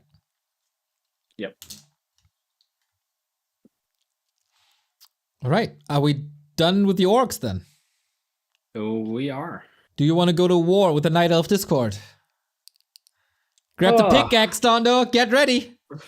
Yeah, we'll see if you want to kill me after or not. We'll see fast how to think. No, I don't want to go to war with Night Elf. I do have sympathy with Night Elf having a very rough matchup against Undead. I also think the Night Elf dominance, whatever you want to call it, against human is a bit. I mean, I think stats just show that it's a bit overstated currently. It's not as bad as it used to be, though it is. The playstyle probably makes it more frustrating with a Demon Hunter in your face the whole game. And there's also a lot of pro players being Night Elf, and the reasons for that is going to be discussed for eternity. So it's a race that has a lot of strong defenders, a lot of strong critiques, and a lot of strong feelings. So I mean, I'm ready for some strong feelings, but we'll see. All right. So to reiterate the goals real quick, help or make the early game against human a little bit harder for Night Elf, and make the late game a bit better for Night Elf against specific against the late game army. Plus, help them in the undead matchup. That is the hope, at least, that we try to address. All right. Blizzard wants to nerf immolation. You want to nerf immolation. Are there any differences between you guys? Well, not really. We try to like think of maybe like different concepts. So we do like damage cap stuff, like so it doesn't. But it's a bit weird that as well, because that actually Dice was one of the people that suggested that, and I intuitively can work as a concept maybe, but it also makes it so surrounding with 8 units is like a good thing against simulation. I don't know. It's like that. Does that actually like? Do we think immolation should be something you split against and like try to do that, or should it just be like you should basically overwhelm the demon with as much units as possible? I'm not sure. I'm not agreeing with myself. Like, what's the logical thing there? I can say that we'll see about 10. I think it could be 5. I'm not sure like why we didn't test more 5 before we went straight up to 10. Some people think 10 like you should be at least 10. Some people think 10 is too much. There's a bit more up and down here. I think we could have started with 5, now we've gone 10. But I think I don't think 10 either is horrible. We can test it, but I think that's some good. That's like one of the things we should use that month going forward to test like the simulation feel a lot weaker now, because gotta keep in mind a lot of stuff is also like if Demon Hunter emulation becomes very weak, the Demon Hunter might disappear quite out of the meta pretty fast in a lot of matchups. There's a risk reward there you have to be careful about. And I want to reiterate that there's a connection between immolation and a possible faster build time for the Arcane Tower that was proposed before. So not only that, but also this. Yeah, and like, of course, if the immolation nerf is mostly targeted towards human Night Elf matchup, right? It also affects Night Elf Undead matchup. So got to be a bit careful when trying to balance those two. It does seem to be a general sentiment that it was a bit too strong overall, so we can like test the values and see where it is correctly. We do not agree though, or we do suggest to not implement the damage nerf, which I can say was my original suggestion. I can be honest about that. I don't think that's necessarily needed if you do the mana activation cost. I think we see it, especially at high level, people are getting better and better at playing against it. It has like a very weird curve immolation. It can suddenly feel super weak, eat up all the moon juice, and do nothing if you just tweak the value a bit too low. So you gotta be very careful about like where you put the values. It's very difficult in general. So we suggest that you do one nerf first. You do the activation cost nerf, then see what we are after that, all the like changes are going through, and then maybe do like damage nerf. You don't need both at once. Yeah. So I think that's our logic, and most people seem to agree upon that as well. So we kept it as a do not implement. Yeah, I think it's reasonable. I think that immolation at the moment is a good weapon against ghouls as well. Of course, as oppressive as it is against human workers, against ghouls, it's seemingly working. It's not that powerful that you can't micro against it, and it's a good help to defend DK ghoul pushes early also into your base, which is super annoying and not really fun to watch, and probably also not too fun to play against. So I would wholeheartedly agree with you here. Yeah, and I would say like at the top level, you still see undeads creep like while the demon hunter is there. So if you nerf it even more, they might it just makes that even easier, I guess. So yeah. Okay, then from demon hunter to warden, you wanna weaken the buff of the blink. Slightly. We think maybe just a bit too big of an increase. That's what the most people said as well as like your as a feedback that you can like, make it better, but maybe a bit more cautious. Though to be said, some people also thought it was perfectly fine as is. I'm a bit like personally a bit wondering about should level 2 blink be able to dodge oil all damage spells basically, or coil bolt, I guess. Like a lot of those spells have 6 seconds cooldown. So with a 5 second cooldown, you can like always, if you have mana, you can always blink dodge. And if you Is have that the a good or bad skills, thing? that needs Yeah, to be if you have said that skills. you need skills for that.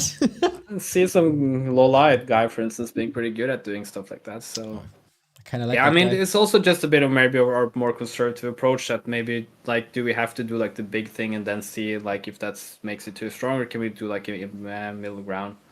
I think it's Savork is correct me, but I don't think like this was the thing people felt the strongest about. That being said, so I don't think like it's a huge and like it's a thing where people have those very strong feelings. But I think it could be safer to do like a smaller change. I think Phantom Knives will anyways be more impactful overall.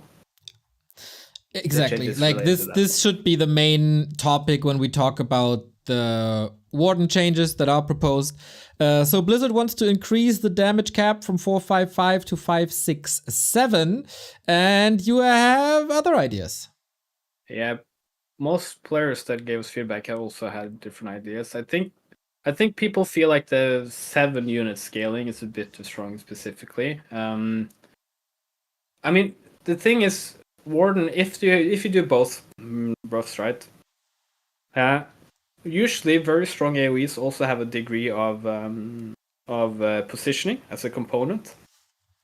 Warden kind of yes and no have that, right? Because Warden can blink into where it should be and do a lot of damage. It's kind of hard to actually micro that much against Phantom Knives because of the blink ability. I think 7. Yeah, but she can get bolt and stuff. It's not one directional. I understand that. I heard the point by Rezamoon yesterday. I think it was that you can't hit that AoE from afar, like a Carrion Swarm, that you can just spam into the dark and hope that something's there, and most likely you're right, and then stuff dies. She has to be in the middle of it all, like a Mountain King Clap, for example. Yeah, I don't disagree either. I think it should be mentioned though, like going from 5 to 7 target damage caps is like a huge buff though. Like the numbers are just very big, they increase there. We think that might be a bit too strong, and we also think from the feedback we got that there's a better, more targeted change you can do. And that's, I guess we can go directly there because it's easier to talk about. Like, because we don't disagree with Final Knives getting a change. It's like the main thing. Yeah. So we have 2 versions. My intuition is that the Night Elves generally feel a lot better against, in general, about version 2. But the one is just to have don't do 4 or 5, now 5, 6, 7, but do 4, 5, 6. So you still get the increase in level 3, but not by 2 targets. So it's a bit less damage buff at the end. However, a lot of Night Elves have said that this doesn't matter that much, like the number of targets, because you still won't be able to do Peasant harass as you used to be able to. Peasant and to a certain degree Acolyte harass. So the other suggestion is to increase unit cap. You make level 1 1 unit stronger. Because level 1 Phantom Knives is still pretty weak, no matter what you do. Yeah. You also increase the level 3 damage by 10. So the idea here is that you then can do Phantom Knives and usually be able to one-tap peasants. So it becomes more of a powerful economical harassment tool than she is currently, where especially human players used to be very, very vulnerable to it, is now a lot less vulnerable. So yeah. I worry a bit that this leads to like peasants being one shot again, which was very oppressive and very annoying. There are counterplays to it, of course, especially with zeppelins and stuff, but I don't know. Maybe it's a bit too much, but in general, yeah, it should be stronger. I guess the question was like, it's like there's a lot of other stuff as well. I mean, Warden was always good. There were certain times where Warden felt super strong, but I felt like even before the 25 food HP buff, the 20 in altogether 20 food HP buff from peasants, it wasn't like Warden was completely dominating everything, especially at the last 10 plus HP, right? So intuitively, I don't mind this. I don't think the 10 plus damage does that much as like a damage spell in battles. I think 10 damage can work without it doing it that much. Then it's 10 damage, right? It should be okay. It's still a pretty medium AOE damage wise compared to other stuff. But what do you think would work better versus Gargs? I think that I mean probably the 567 would work better against Gargs. I think the problem that the Night Elves will say then is that do you even get there? And do you even get there if you get a tier 3 push, or do you get there if there's 2 bases? Can you harass enough to buy you the time you need to be able to fight Gargs properly? Would be the counter argument. We can probably get some Night Elf on the line after and give his peace of mind on this. Lolite is in chat. Maybe he can tell us. That's true. Tell us, Lolite. Also, I think I one thing is I don't think you should do 5, 6, 7 and the plus 10 damage at the end. I think that's just intuitively. You do such a huge damage buff on the last level then compared to how it used to be. That just sounds a bit strong. All right. That feels like it's very hard to get it right if we have to think about if 10 damage is too much or not. Indeed. Okay, so good luck. It's good luck. Yeah, it's a difficult thing to think. I think yeah, I mean most people were not a big fan of the 5, 6, 7 though. I can say that. Yeah. All right. Yeah. So that is worth noting. Potom, Starfall goes in line, I guess, with some other changes that you have. You want to reduce the duration to 30 seconds, but increase the potency to more damage per wave or faster waves. So I would guess the damage stays the same, but it's just a lot faster. Yes, basically. So you get more damage per wave because the wave interval becomes faster to make it last only 30 seconds. Yeah. Starfall is like it's not very often used. It's pretty which is situational spell, and it can be bolted and stunned. So it's just it is a buff to Starfall. It also just like gives channeling more logical. That all last 30 seconds feels more correct in terms of the game balance, and maybe it like makes Autumn play more viable both as a hero in other matches. Probably not that much, let's be honest, to get a level 6 Autumn, but Night Elf Mirror maybe makes it more powerful again. Yeah, I also don't see an immediate risk for other game modes. 4 and 4 I can't really talk about, but FFA should still be okay. It's not like a Volcano change, for example, where I was really scared about with the values that they displayed, so I'm okay with that. And now a topic near and dear to your heart, the fairy dragons, Dondo. Tell us everything. You promised us a deep dive on fairy dragons. Let's dive deep. We can do a deep dive on fairy dragons. So Mana Flare, for those that don't know or maybe haven't thought that much about it, works as when a unit casts a spell, it does a certain amount of damage per mana point that spell costs. Currently, the damage it does per mana point is 4. It used to be 3. But it also has a max damage cap on how much damage it can do in a single burst. Additionally, it has the splash radius. So it hits one target. Everything within that radius gets the exact amount of damage as the first target got. So, but how the math works is that it has a max damage cap of 100. Every spell, that means that, and it does 4 damage per mana point. So that means that every spell that costs 25 mana or more gets 100 damage received to that target. How many spells cost 25 mana or more, Dondo? More or less every single spell except heal. I can't actually remember all spells, but it's pretty much every single spell except heal. There's probably some exceptions, so forgive me, but this is mostly impacting human, probably. It is by far impacting human the most. So what can happen is that you have the splash radius is pretty small. It's 200. That's pretty much 2 units stacking on top of each other, close to each other. However, one sorceress casts low. It takes 100 damage immediately by the mana flare. The sorceress next to it also gets hit by 100 damage because of splash radius. The second sorceress casts low 0.5 or less, like just right after. If you have 2 mana, if you have 2 fair dragons, then that second man dragon, fair dragon, hits that other sorceress for another 100 damage, which also transfers 100 splash damage to the first sorcerer. So in under a second, you have dealt 200 damage to 2 casters, which is pretty insane. Yeah. It's pretty strong. Yeah, it is. They did a buff to Fair Dragon's max damage from 90 to 100 to increase mana to Fair Dragon usage. I think this was one of the changes, as we later will see. We saw with, for instance, Google Frenzy, that it wasn't apparent immediately that makes them very, very strong. So the thing is, like, how do you, if you want to say that this is so strong, as several players pointed out that like this. One player specifically said that this is priority number 1. It's like you have things, and then you have this number 1, and everything else is like 200 places below. This is super annoying to deal with. You don't want to spoil who that was. No. Let's be civil here. Okay. And there's also a point here that Night Elves, you can usually in late game against human have pretty good upgrades, right? There's the the upgrades for bears and fair dragons and hippo stack. So even if you go into flying machines, one hippo can easily either take out or just delay flying machines from doing anything to the fairies, right? One hippo can do 5, 6 flying machines easily. Doesn't even have to kill them, just buy time. So, what can you do about it? Well, there's several ways. You can reduce the AoE, not the damage, but just how big of an area fair dragons affect.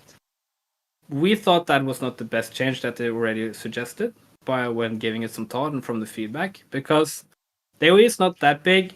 Positioning is already like pretty punishing for Night Elf against human because they have slow, they have kiting, stuff like that. I don't think like reducing that area to make it super precise, but for one case you do put it precise, it still kills everything in 1 second. It's like a good approach to do it. The other way is to reduce damage per mana point spent. Well, 4 times 25 is 100. 3 times 50 is still 100. Slow does 50, it costs 50. So even if you half it, what it is now, it still does the same damage to sorcerers as it always did. So you have to go down to 1. How much damage does a fair dragon does to a priest if it casts heal then? Well, it does 5 damage. That's a nightmare to tinker with that value then. Yeah, so I don't think tinkering with that value is good either. And the idea I think of increasing from 3 to 4 was actually to make them weaker against priests. And now better against priests, sorry, to like actually do like even low mana costs have something to do. So our idea is to just reduce the max damage. You could also probably reduce the splash radius if you really want to do that. Though the splash radius is so small, maybe it's good to keep some incentive for people to split up their casters a bit more. Mm-hmm. Like maybe that is actually a good thing. It's a more skill-based thing. Yeah. But reduce the mana for damage to a bit. This still means that its sorcerers take 80 damage. If it's still too close for another sorcerer, it still takes 160 damage. It's still a lot of damage. But it does give you that slight... Maybe it gives you a couple seconds to do Skull of Healing to get to heal. You can move it back a bit before like it insta-wipes. You get a little bit less of those situations, we would think, where you see a caster line just disappearing. You didn't like even see what happened. You just, okay, something died. Everything died. Okay. So I think like going to 80 is actually maybe even conservative, to be honest. Maybe people disagree strongly with that, but we can test these values and see it. But it's still a super strong spell with the way this works. I think it's also a very, very cool spell that needs positioning. Of course, the Fairy Dragon itself, when not in Mana Flare form, rather squishy, can be sniped to a degree. It has to be positioned where it needs to be. And then, of course, you have to hope, quote unquote, that there's a spell around it. So there is certain counterweights. I want it to be strong. But at the moment, it's absolutely ridiculous. I think you laid it out very, very well why that is.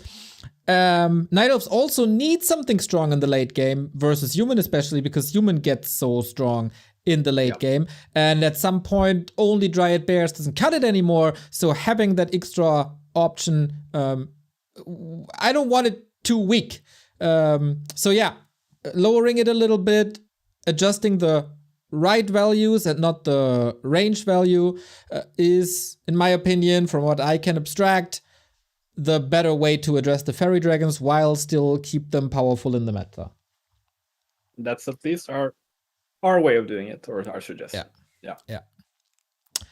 Okay, Fairy Dragons done. Deep dive ended. That was quite a knowledge bomb on Mana Flare. Druid of the Claw, that is the bears for all the angry Korea men out there who can't differentiate Druid of the Talon and Druid of the Claw. That is the bear. Blizzard wants to buff the mana. You don't. Well, many players did not want it. So we agree that we should not do not implement. I can be honest here. Personally, like me as a person, my suggestion and everything, I still don't think this would be too bad. I think it would just slightly make them a bit more usable as in micro department. But yeah, I think like so many people, a lot of the players were pretty harsh in disagreement. And I would also say, for once, like when you give a buff to a race and none of the players from that race say, yeah, that's a good change, do it. It maybe signals that it's not very much needed. That's my interpretation at least. Yeah, I also feel like the bears are pretty good as they are. They were definitely too strong. Now they are not too strong. Still very versatile. Good role in all metas. Not really necessary. If they are really stubborn and want to go through it, I won't complain much, but I would rather see cool stuff to something else. And that leads us to talents. Blizzard wants to make them more expensive, and few people agree. And you will tell us why. We don't agree. Do not implement. It's no. I mean, it's a nonsensical change given the current meta. Orcs or towns have not completely disappeared, but more or less disappeared against Night Elf.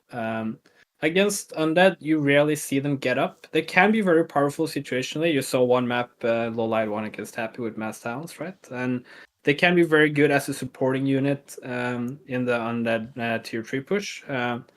They're also super fragile though, and it's very hard to get fit them into the way the Night Elf has to play them before the tier 3 pushes arrive. Making them slightly more expensive just doesn't fit what they wanted to see from towns. They want to see towns become more used. That's why they did the Stormcrow form change. They wanted to see that specific area of the town becoming more used. People like the idea of it. We still haven't properly seen, I would say, how it functions over time in meta, because it's still so hard to get to, specifically in the Undead matchup. So yeah, I would say we disagree actually quite heavily, and I don't think so any players being like, yeah, good change. Everyone was either bad change or I don't care, but why? Yeah. And the sum is don't do it. I want to be an advocate for the talents here. Don't make them more expensive. They are an alternative in Night Elf Mirror. We want more alternatives to Bear Mirror in Night Elf Mirror. They can be an alternative versus Orc, where Radar Walk, Kodo, and all the matchups is pretty damn boring, so every now and then seeing a talent game is pretty damn good. And I think that Night Elves are able to go Crow Form talents versus Undead is the best thing that has happened to a matchup in the past, I don't know, years. And I want more of that, not less of that. And even if it's just 10 gold, as you said, they are very fragile. They're glass cannons in a certain way. but the plus side is they can also be rebuilt quickly. But if you have to rebuild them quickly, of course, the 10 gold stack up, and then it doesn't work anymore. So I think Blizzard is behind the curve here. Might address an old issue that was talents versus orc. That's not necessary anymore. We rather want to see more talents, not less talents. So don't punish people who play talents, because talents are freaking cool as long as they are not masked every game versus orc every day. Indeed, I agree. And speaking of talents, this is I saw already noticed in chat that some guy I think you know him, called Kevin Warcraft 3. He wears the same haircut than I do. I love this guy. Yeah. He loves this change, he already said. So but we can explain what the change is.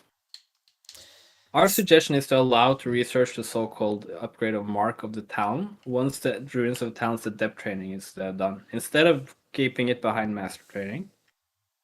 So talents, when they go up in the air, are they're now a good anti-air unit in theory, but they also don't do anything else when they're in there. They're kind of the Hippos 2.0, just with ranged, right? They're just an anti-air functioning unit when they're in the air. This upgrade makes it so that you can actually use them to do something useful when they're not attacking an air unit. But it's so hard to get to. And the matchup where you mostly will see talents have like an anti-air opportunity is against undead.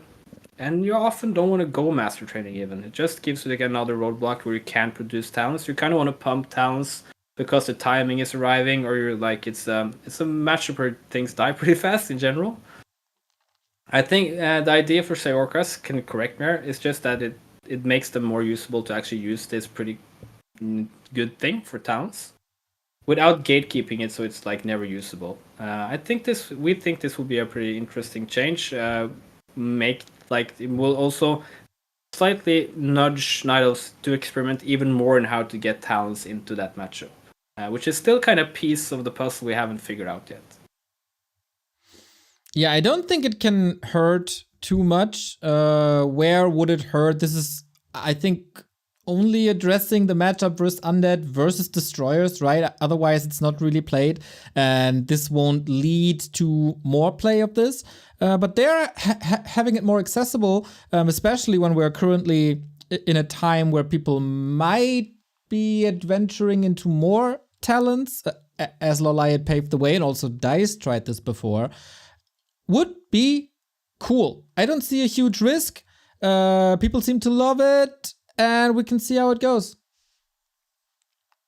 Yes. Good. So, what were the goals that we had for Night Elf? We wanted to weaken the strength of a Demon Hunter early game to make it less oppressive versus human, and in general help humans in the early game. That is addressed by the activation cost already, so that should help. And also the buffs we have to human with the militia duration and the Arcane Tower build time to make sure that the Arcane Tower is actually up. That is already a huge help in that regard. We wanted... What else did we want? Changes for Night Elf vs. Undead. Warden certainly helps. Demon Hunter is weakened, but not in the damage department, so that should be fine. Plus, a help for talents is also a help in that direction. And in the late game situation versus human, not the early game situation versus human, the very, very strong Fairy Dragon Mana Flare gets weakened to even things out there. Did I miss anything? Yes. No, of course, not make Druid talents more expensive, because it just makes them weaker in a matchup where they're actually very useful currently, or could be very useful against Undead. Also, I mean, before Night Elves go completely insane, remember that we're going to get to a new tab now. Yeah. Targeting the problem with Night Elf. We didn't do too much, I guess, with Night Elf itself. But we're gonna try to address the biggest problem Night Elves face in the next tab, would be the way I would put it. Back to Warcraft Undead Bias. Here we go. That's a lot. Okay. I need to... Yeah, that's a lot. The list for Undead is long. And we need to be... It also has a lot of changes, or some changes in the PTR. And we can be honest there, I think. Because during all the discussions we had both with pro players and Zerokas, we all feel, I think, like Undead is the hardest race to just target, like in general, on how you target it, because it is doing very well against Night Elf. It is not doing that well against human. It's doing decent to good against Orc tournaments. Not like very especially good on ladder, but not bad either. But you also have the extreme outlier of Happy. It just makes it very hard to interpret anything. I think Night of Undead being Undead favored is, you can, no matter how you try to parse the data, that just looks Undead favored, right? So that's pretty safe. Yeah. All other matchups are super hard to analyze. So, for instance, human, from the data on expected versus actual win rates, do well against Undead. However, Happy, if you look at the data from I have, Happy has an expected win rate against human on ladder. So a lot of different players, right? A lot of worse players and etc. Of around, what's the value again? Around 90%, right? I think it's like 88% or something. Happy's MMR is probably a bit lower than it should be because some people he just doesn't play. We can just say that's the polite way to say it. Mm-hmm. So he should probably be a bit higher MMR and therefore also should have a bit higher expected win rate. But let's say he is actually expected to win against the human face on ladder around 88%. His actual win rate is 95.5%. That is higher than expected. Yes. That would suggest that Undead is strong that with human. Undead is very strong against human and it's a big nerf. So that makes it very difficult. Can you just take one player's data point and say that's how it is? On the other hand, if you look at 120, who barely plays ladder anymore, his data, it's terrible because he plays. I would say it suggests he doesn't play with all of his heart on ladder the way he plays. I also want to add to that he, for example, never plays Banshees, which is arguably one of the strongest weapons you can have. So that is also a screwed data point, I guess. Yeah. This makes it so like a bit scary, right? Because we might end up nerfing Undead here in some things that might go a bit counterintuitive to the macro data. On the other hand, it kind of is in line with Happy. Even though Happy is the better player, is the best player, maybe like the advantage looks a bit too large. Maybe it's okay-ish. I think Undead is particularly hard because, at least that's my theory, it has like a power curve when if you get very, very good, it has a very high potential of how good you can play it. Which makes it very wonky when you get to the top level of play, basically. So just like, that's a very big disclaimer, but I think it needs to be mentioned.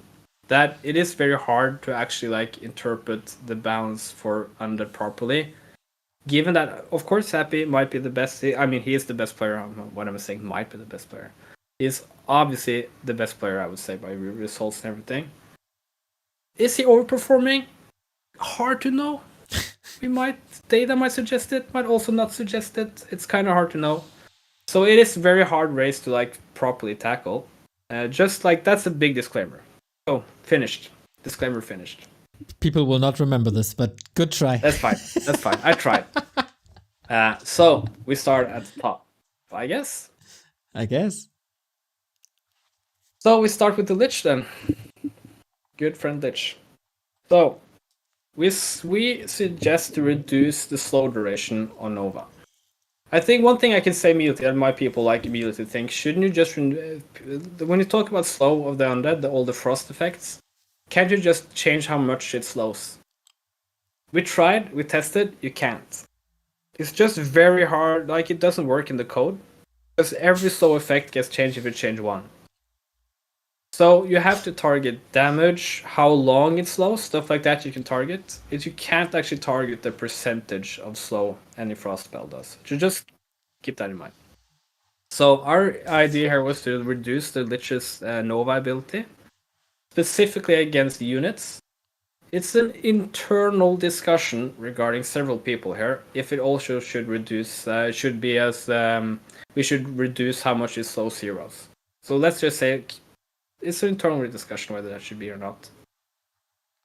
This is a pretty conservative change, I would say, on the slow and how units is. It's 2 seconds at the end. It is impactful. Some people might still feel this is way too strong. But the level 3 Nova duration on slow is just very long currently. 8 seconds means that you can kite a Knight army, but human also has a lot of good counter stuff you can do against heroes, etc. So it's less impactful there than it used to be. However, against Night Elf and Hippo armies, against Gargoyle armies, it can look like you can never get your Hippos in place, basically, because they're more or less feels like they're permanently slowed, right? So the idea here is to make the slow duration last shorter on units. That's the idea. That feels right. It doesn't take all the power away of the Lich. Of course, you still have Unholy Aura that helps you with kiting. Knights are weaker. If you kite worse against them, they still would do less damage if everything comes through that you suggested before. I think this is a good change to, like, 8 seconds in general on a crowd control is a lot. I definitely agree. It is a lot. Yep. So that's like the one idea, and we can do a bit more like what other stuff we might have thought about that is not included, like general stuff. So this is like Undead's going to get a lot of attention in general. So don't worry. The second and third part are kind of buffs, but I don't think like they're impactful buffs. It's just, again, make all channeling ultimates last 30 seconds. Death and Decay is usually not that super impactful in most games. This might maybe make it a bit more question if you're going to scale it or not compared to other stuff. We suggest to make Lich's ultimate not affect undead units. You asked very correctly not to affect all friendly units, and that my intuition is that might be broken in team games. So it's safer not to just affect undead units. But that would mean that in mirror matches you can't erase the enemy's base. Well, undead units, not bases. You can still damage okay. I mean, that would be actually pretty funny, though. 2 level 6 liches trying to destroy each other's bases without doing damage to the units. I mean, look pretty dumb, but I've seen undeads in mirror go for disease cloud, so I wouldn't be surprised. Yeah. And also, just like one thing I should have mentioned even stronger in the first point is that the one thing we might be worried about reducing Nova's slow duration is against humans specifically, right? Knights. Therefore, Knights slightly weaker. Yeah. Everything is a combination of things. That would, of course, that would be a nerf to Lich. Might be justified. It is still a very strong hero. I don't hate it. Yeah, that's the start. Okay. The next 2 Crypt Lord changes is from the PTR. We basically say do not implement them. We find them pretty boring. Maybe not that impactful, but in the cases for most pros, I said, like the really weird case where you get level 10 Crypt Lord or whatever, it just gives a bunch of armor, maybe makes it unkillable, but it's so like rare anyways. We have maybe a pretty cool idea for this. We're gonna show that later, I think. Okay. In practical terms. I have it ready if you want to show it now, but of course we could do it later. Do it now. We'll do a reveal now. So let's see if it actually works in code. The idea is that you get spike barricades also transfer that ability to the carrion beetles. Yeah, so the beetles get spikes, they throw damage back, and they get a tad more armor. I prepared this. Once again, shout out to the map makers Rhythm and Knecht for providing us with this. Gotta find the right scene. It's not that easy. There we go. So I prepared a game. We have a Crypt Lord. He's already level 3. And here are all my beetles. And it's not that easy to see. I think we have to work on the visuals if this goes through. But they do have the spikes somewhere. Can you switch scenes? Maybe you're a bit. Maybe I'm a bit behind here, but I'm not sure. You might be behind because I switched. Oh yeah, okay, yeah, good. All right. So level 1 beetles online. I don't know if the numbers are correct here. 15%. Level 2. Okay, the tooltips aren't correct yet. Can you read the numbers for me? Yeah. I mean, it gives +1 armor now. Yep. Yes. Correct. And it, of course, reflects damage, but I guess you don't see that by default. We'll attack a melee creep here, so you'll see it now. It's not that much on the creeps, of course. They have pretty low damage in general. And that should also show us that the impact of this in early game is probably not going to be too crazy. But maybe late game. You got to be careful with buffing Beals, of course. Some people have pretty strong memories of a so-called Cryptolog patch. Yep. But also, I think you got to keep in mind that this would mean that you don't tech Impale at all in the early game. So it's a big trade-off, of course. I mean, you can probably tweak with values, etc. But the idea is to make the carapace interactive with the Beetles the Cryptlord has, right? So it gives like some form of synergy between those two. That's the main idea. I think this is cool. I wonder if there's somewhere where this is crazy strong. I think damage reflect never really is crazy strong, but let's think about like you can of course counterplay it by never attacking them, but if they harass you, you have to attack them somewhere somehow. Yeah. I heard about this today for the first time, so I didn't make up my mind too much about this. I'm not sure. I mean, me and Sorokas kind of save this as like more experimental stuff just to think about it. I don't think this should, in its current form, automatically be implemented in a patch. Sorokas might disagree here, but I think this needs a lot more testing. Yeah, I think so but it's too. just an idea to do something different than, and it probably might be other good ideas as well. I also think the pure buffing the numbers of a super boring ability is the way to go. And Spike Barricades, as it is functioning now, is a super boring ability. Exactly. I think your change is a lot more exciting. I really like when two spells of a hero have a synergy like Drunken Haze, Breath of Fire. This would be the equivalent to that to a degree. So I would love to test with this. Yep, I agree. It would be cool to test. There's an elephant in the room when we talk about undead, and especially with a lot of night elves in the chat, and that's the pesky Nerub Tower. They're yelling for years. They want to get rid of it, want to delete it from the game. How do you help the night elf cabal to fight the Nerub Tower? So, like, I have to say, like, originally I thought it would be cool to look more at how much it slows. Like, actually not the duration, but how much it slows percentage. We've already been through that. That's more or less impossible to do in code. So we have to find other ways. So for now, we're not. Actually, I don't think we're like 100% sure how these two changes will interact. So maybe try to test with having both. But the cooldown increased on Nerubian Tower. We already been through it. Doesn't actually change that much in most situations. Yeah. It still slows long enough that you still can keep several units slowed.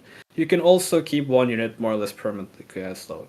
However, it is a 33% damage reduction. And now some people are saying damage reduction on the Nerubian Tower and running out of the room. But the Nerubian Towers are actually, the damage is actually pretty important for the Undead Tower Rush. Because they keep on like hitting the archers and the Demon Hunter with normal damage. And it will bleed out the Moon Wealth and just make it very hard for an idol to sustain over time. So damage nerf is actually pretty good for targeting that specific issue. I can just say this immediately, there was another suggestion that some people brought up that a lot of the Night Elves especially liked. I don't think the Hundreds thought that much about it. To change the damage type from normal to magic. That comes from Razor Moon, I think. Yeah.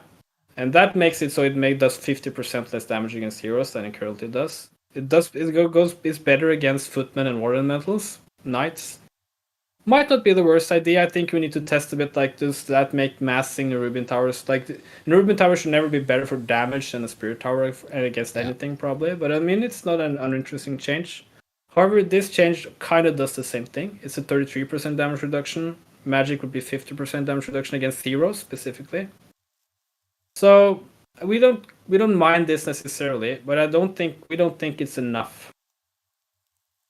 We don't think it's enough, Neo. We want more. I was about to say, then what would you possibly add on top? So we can't nerf the percentage.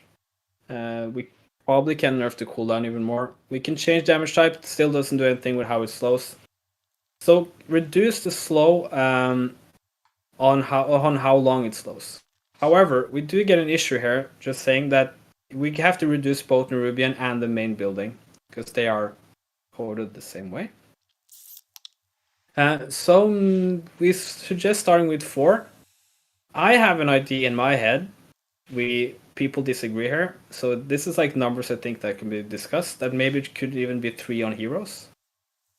Because for me, it's common that things affect units differently than heroes, right? So that's why you always see like these numbers in Wikipedia being a number parenthesis hero level hero number.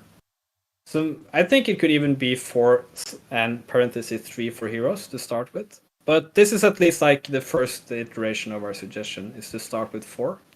If you also keep the 1.5 second cooldown, I think you need to look at how those interact, right? So it hits slower, it slows a bit less, it makes you give more opportunity to run away, maybe approach the target, you get more close to the target before you get slowed. It has a lot of synergetic effects, so you need to test it. And Nerubian Tower is, for all its proclaimed OPness, is of course very important for Undead, right? So if you make it too weak, you're just gonna get slaughtered by Orc harass, Human harass, etc., etc.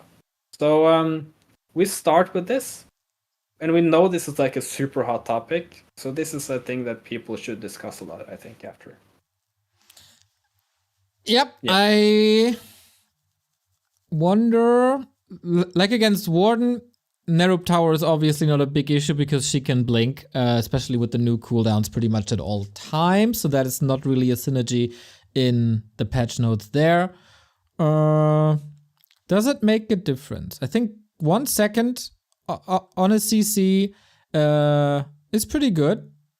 That's a good start. As we have to think about to not make Undead too fragile again, because that plagued us for like a decade, and we don't want to get to that stage again. But of course, in comparison to that, the Acolytes are already better, etc. But yeah, it feels very oppressive. Running into a Nerub Tower feels very oppressive. Helping a bit, I think, is the better way than just do the attack cooldown. Yeah. And some people have suggested like maybe I didn't go through. I mean, actually reworking the slow effect, like how much it slows for all frost attacks, I think is kind of impossible. Like even if you could reduce it by like a universal change for every that kind of ability, that would change so much in so many iterations. I think that's very, very difficult to do. I just say that guys straight out. I think that's very, very hard.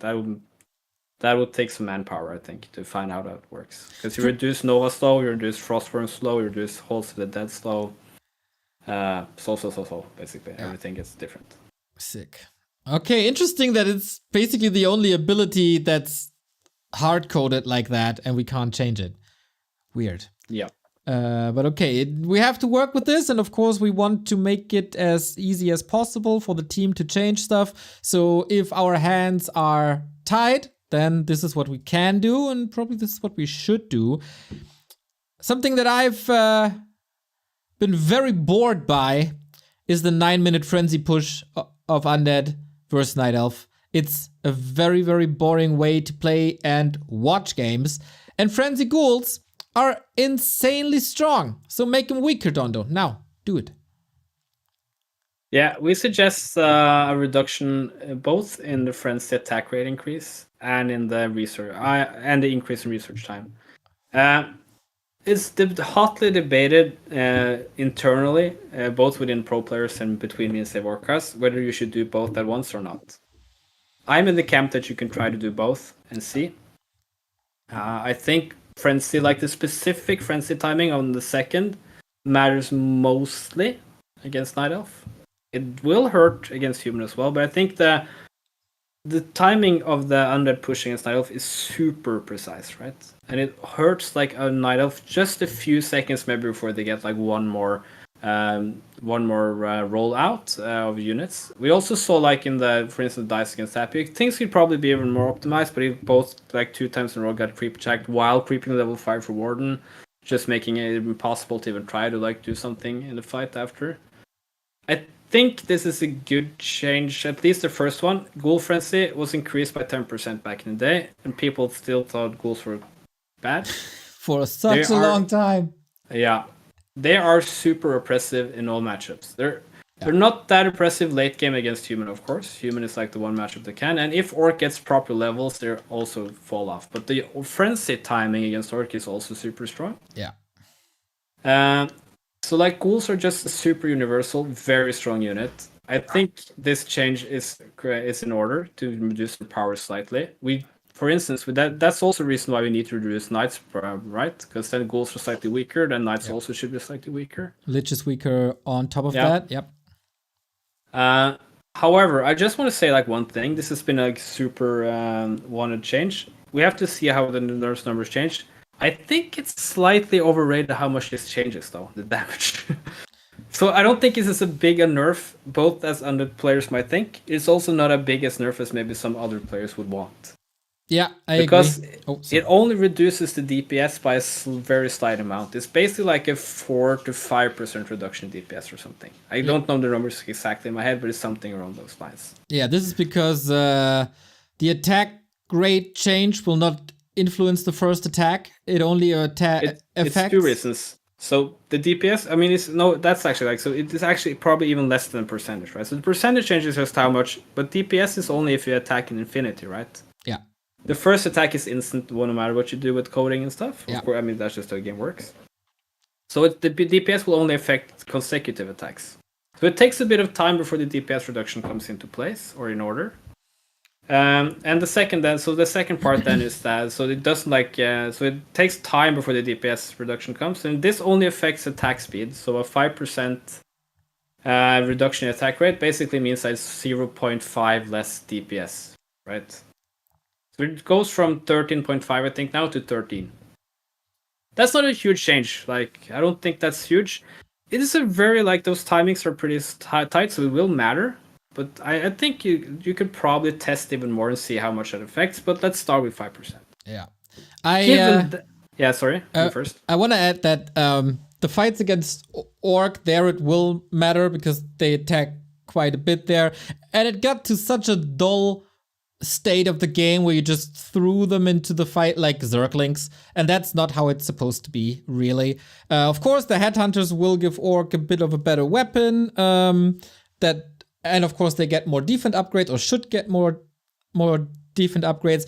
We don't want to erase ghouls from the game entirely. They still should have their place in the game, and it's fun to see them crawling around and have an impact, but that just got really, really dull when you build the unit from start of the game to finish of the game and nothing else.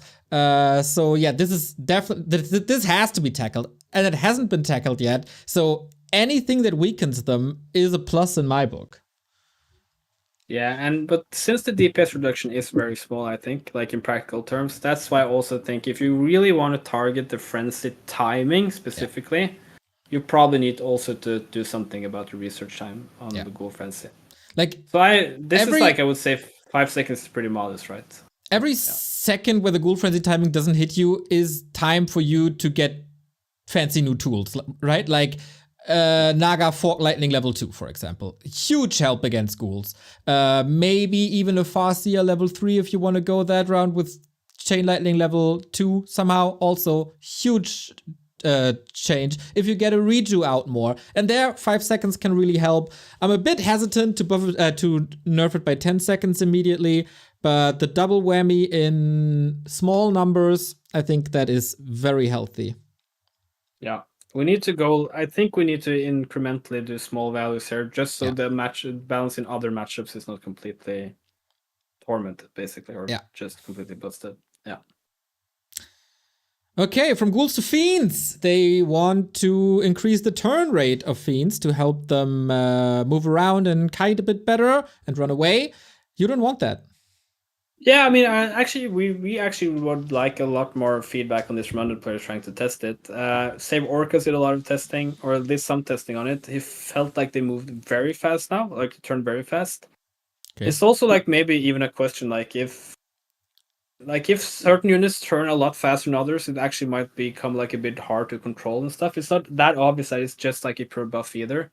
So maybe we don't need to do this before we tested how just the game functions with the other changes. So that's why we say don't implement. Maybe just to keep the list a bit shorter. and keep this like in the back of our heads for something we can try later. If fiends, you want to make fiends more more so less, a bit less wieldy in general. Okay, I think we have we talked about Raise Dead at length. It can lead the mana reduction that Blizzard wants to do from 75 to 50 can lead to a very, very dangerous Necro Wagon push meta that will be very toxic and very unfun. We all agree they shouldn't do it. You agree they shouldn't do it. Blizzard, please don't do it. Yeah, I agree. That's the whole point, and that's like the whole system there. Like, we don't actually mind. I think we could test those under changes, but just don't make the Raise Dead mana cost lower. What about because, yeah? What about Cripple though? You want to keep it because there's no text on the right hand side. I think we didn't. We should have put a question mark if we didn't like it or something. No, we think that can be tested. I don't like. Okay.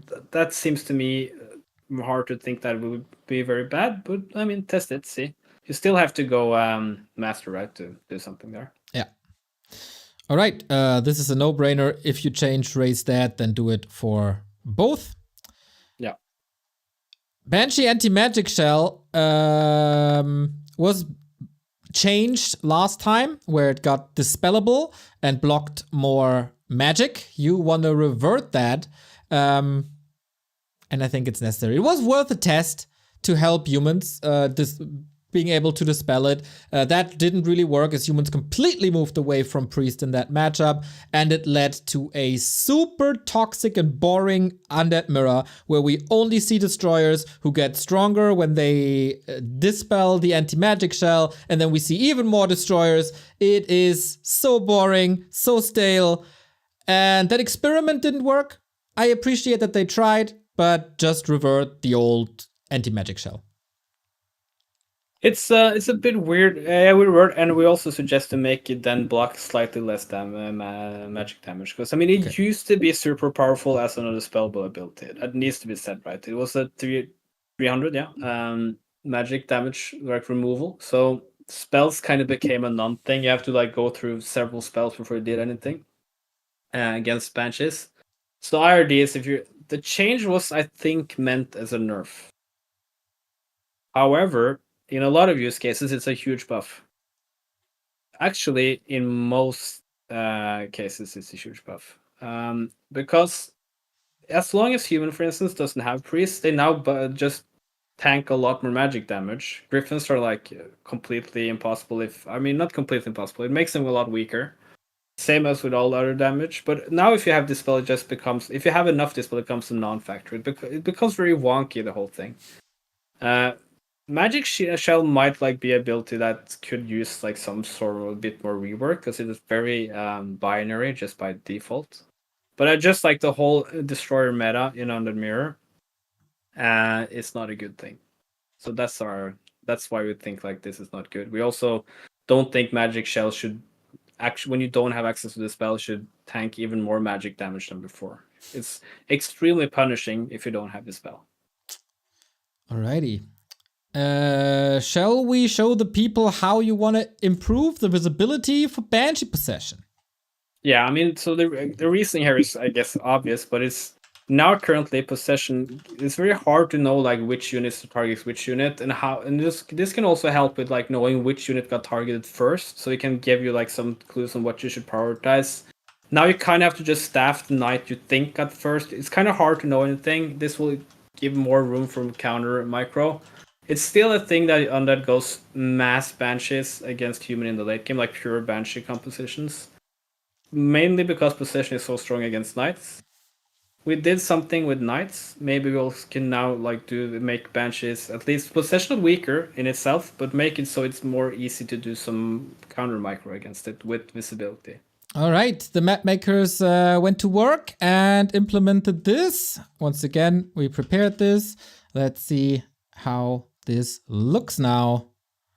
Wonder if I can get it done. Let's see. And here we go. A little tethering stream of magic. Way more visible than before. And again, not only the little dot on top. I wonder if in big fights this convolutes the battlefield with that effect and how it's positioned. But yeah, this is something that should be very healthy. Yeah. I mean, so we can find just like it's a call to our action, basically. You can do this. You can basically steal that code if it works properly, or you can find another way to do it. But just find one way. It's not impossible to make it more visible, so it gives you a more intuitive sense on how to counter micro against it. Yep. All right. Blizzard wants to change the turn rate and collision size for abominations. You agree? Well, I got a bit of a factual lesson here from someone that knows more about this than me, and because I think the idea when this suggestion was suggested is that like you collision sizes works kind of but not necessarily perfectly linearly, but like it just makes it a bit smaller, and you have like values in between. It doesn't work like that. You have like values that have a medium unit is stuck between this and this value, a small unit stuck between this and this value, and whatever value you have in between there, it keeps it like within that type of unit. So basically, what I thought was an A bomb that's going to become something between a knight and a Tauren. It's now just a knight in size. Yeah. Actually, still, I mean, so some undeads have said that this is actually a huge nerf because it removes their ability to block as good as they used to. However, they also become smaller and maybe like massable, and they're suddenly very strong. This needs to be super tested. I think if we're going to implement it, it needs to we need to do a lot of just like composition testing and see how it works. I don't think like it necessarily is super bad to try, and I think if you don't reduce collision size, maybe still try to keep the turn rate just to make them more movable in general. So yeah. All right. We will hopefully see this on Friday in the Weekly Cup that will once again be played on the PTR. Gargoyle prioritizability, it is very annoying because if you click the button on certain gargoyles, some are prioritized, some are not prioritized. You can't really see it if you have a group of them. Just give us a quality of life, make it like Defend, so it synchronizes across multiple units, as you said, and it's not just a 0 and 1 switch that flips everything all the time. I wonder if they can do it. I mean, I make it just copy the code from how Defend actions. I don't know, maybe they can. Just do the this. Thing is, how just can I give it like a very short explanation of how it actually like properly works now is that if you have two gargoyles, sorry, they both have to prioritize on. You add a third gargoyle to the group and you click prioritize. It switches two of them. The two that had already switches to the other way, and the one switches to the prioritize. So it's like to actually get them all in line, you have to manually click so they're all synchronized and then click the button again together. Yeah.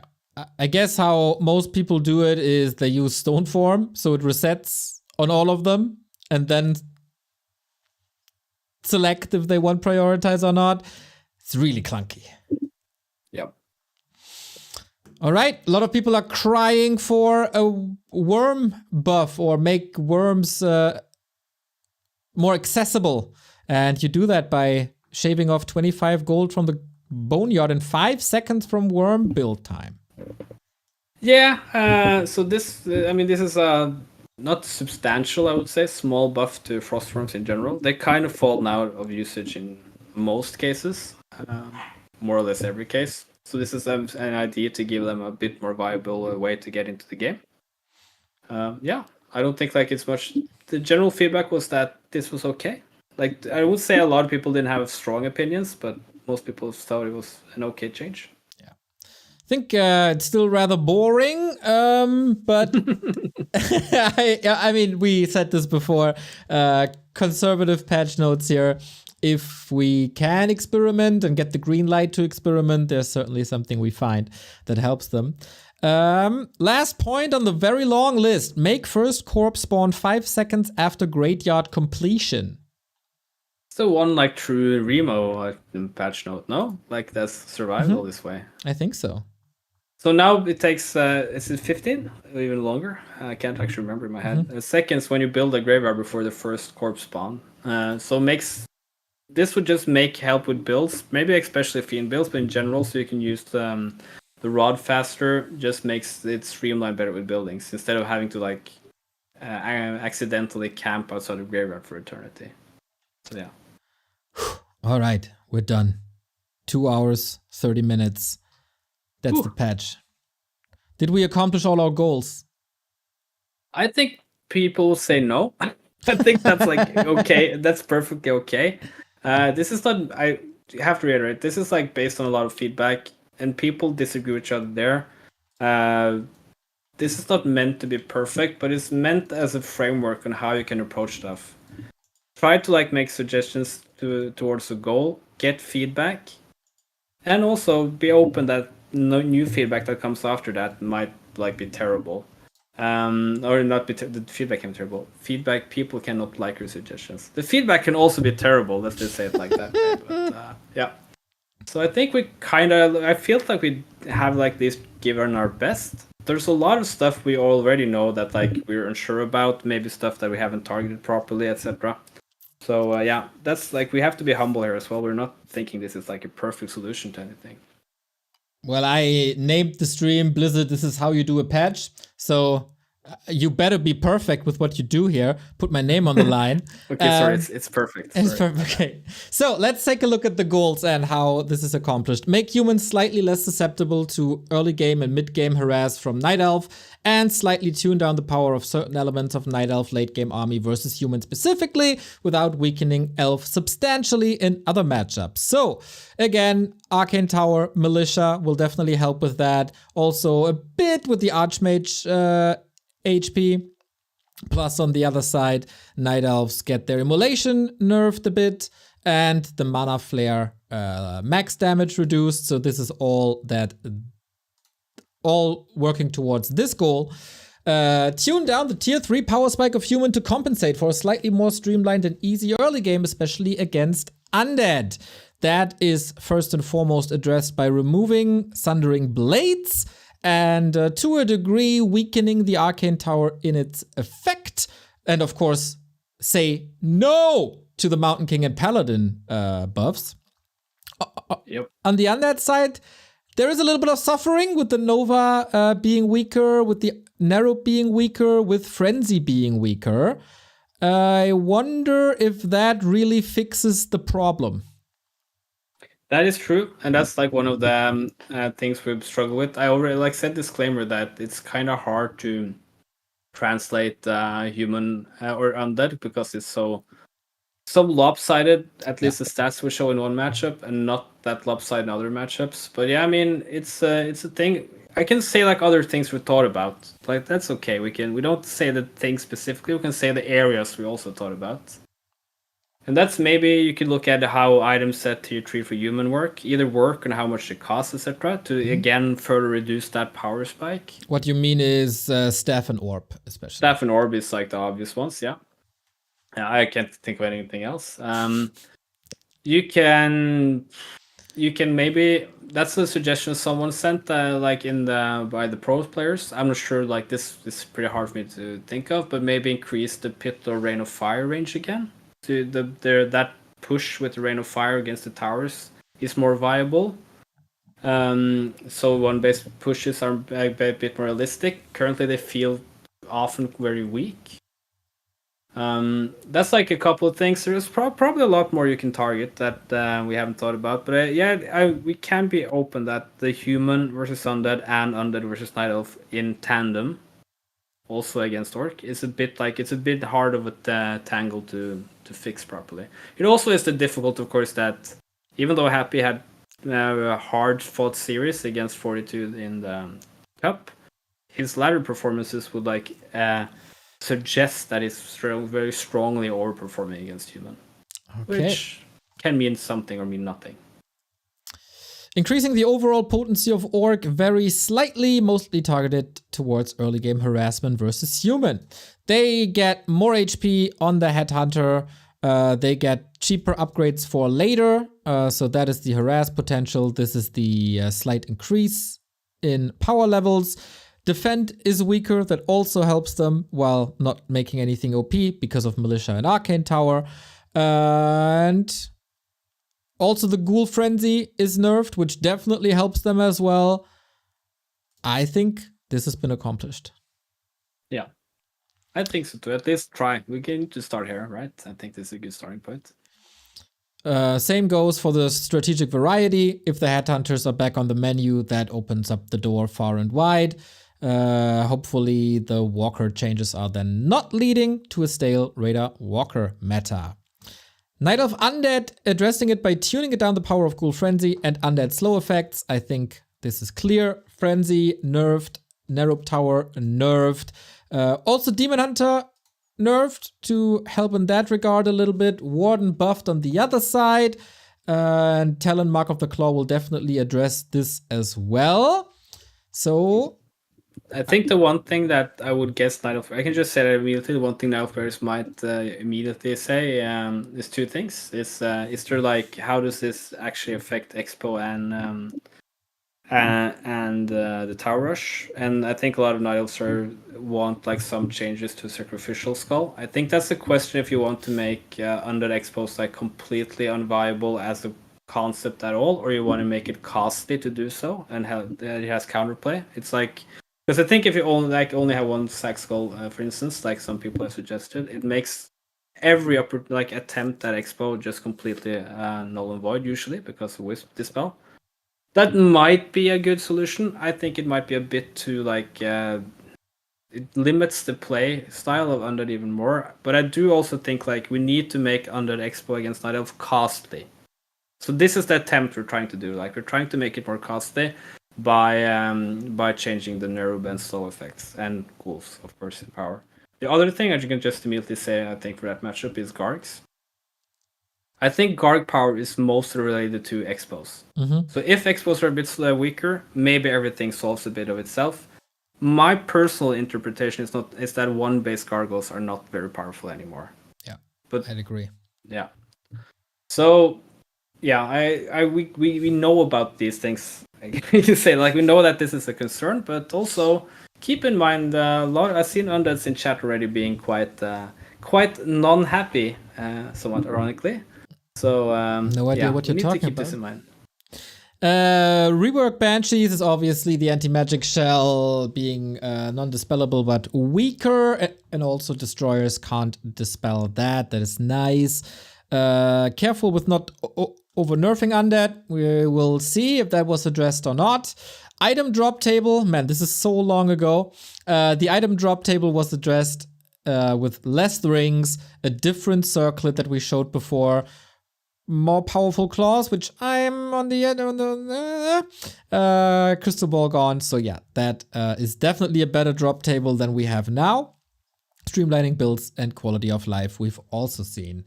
So that was, we talked about this all very Yeah, oh, yeah. Save Orcas wants you to show one more thing, by the way. Yeah, I was about to lead into this. As I am a professional broadcaster, I need a lead in. So this was all very conservative and not too creative. Because we're mostly changing numbers, and of course we had some cool stuff that we've shown before. But if you guys could go wild and get the green light, is there something crazy that you thought about, something new? I kind of wonder if people actually think this is crazy, but I think it's a cool idea, or like how you can explain it, do something. This is, I think this is Sev Orca's idea, at least he who brought it to my attention, is to give, for instance, like let's say a unit like the Shade. Shade is it's not a bad unit, but it's pretty boring. It follows you around and being shady. Let's say you want to make it a bit more interesting. So the idea here is to give it an ability that it's called Enshroud. You want to show it, or should we explain it? I want to show it. Maybe people can guess what Enshroud would do.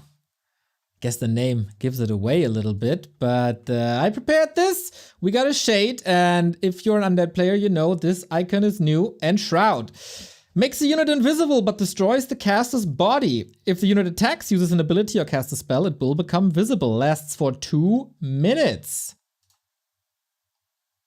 There we go. Invis Crippy right there.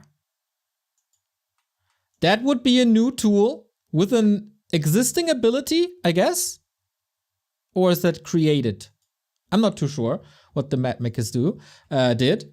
But yeah, this is something one could do to a rather boring unit.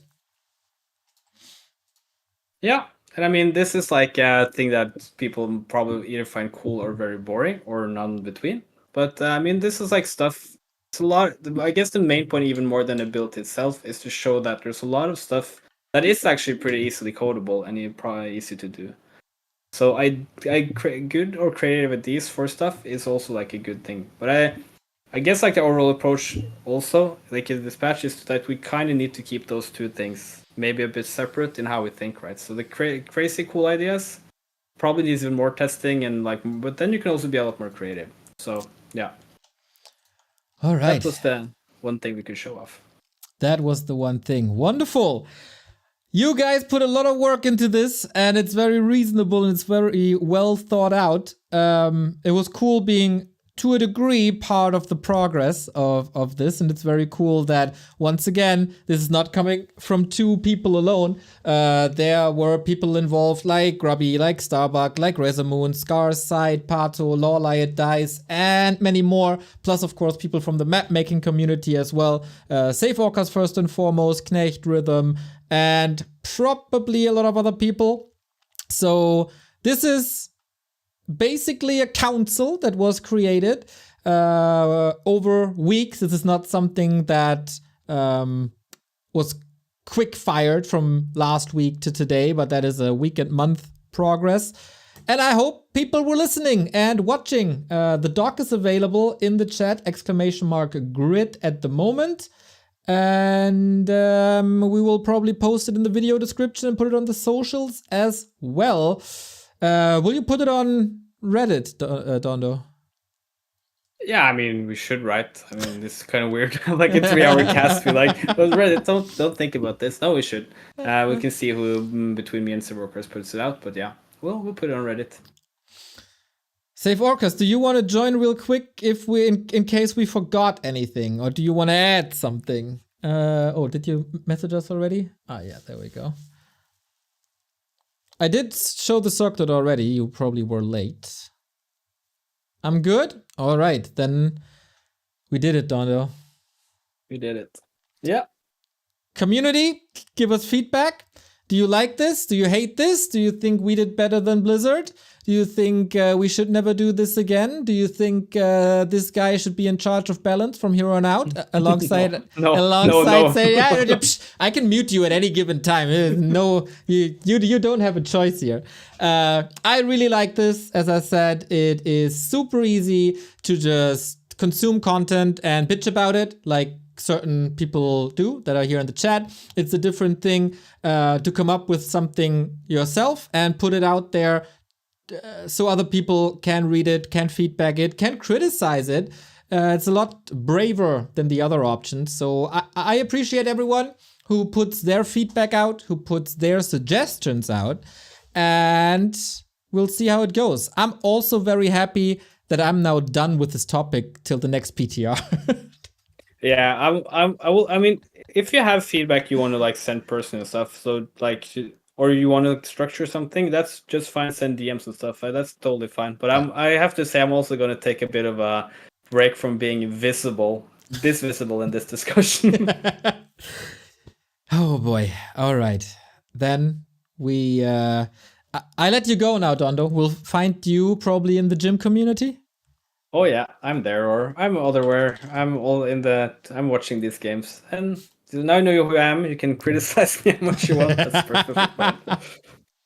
It's always a pleasure with you. I will thank a couple of subs and donos that we got over the stream, and then we will hang out in voice anyway. So thank you and see ya.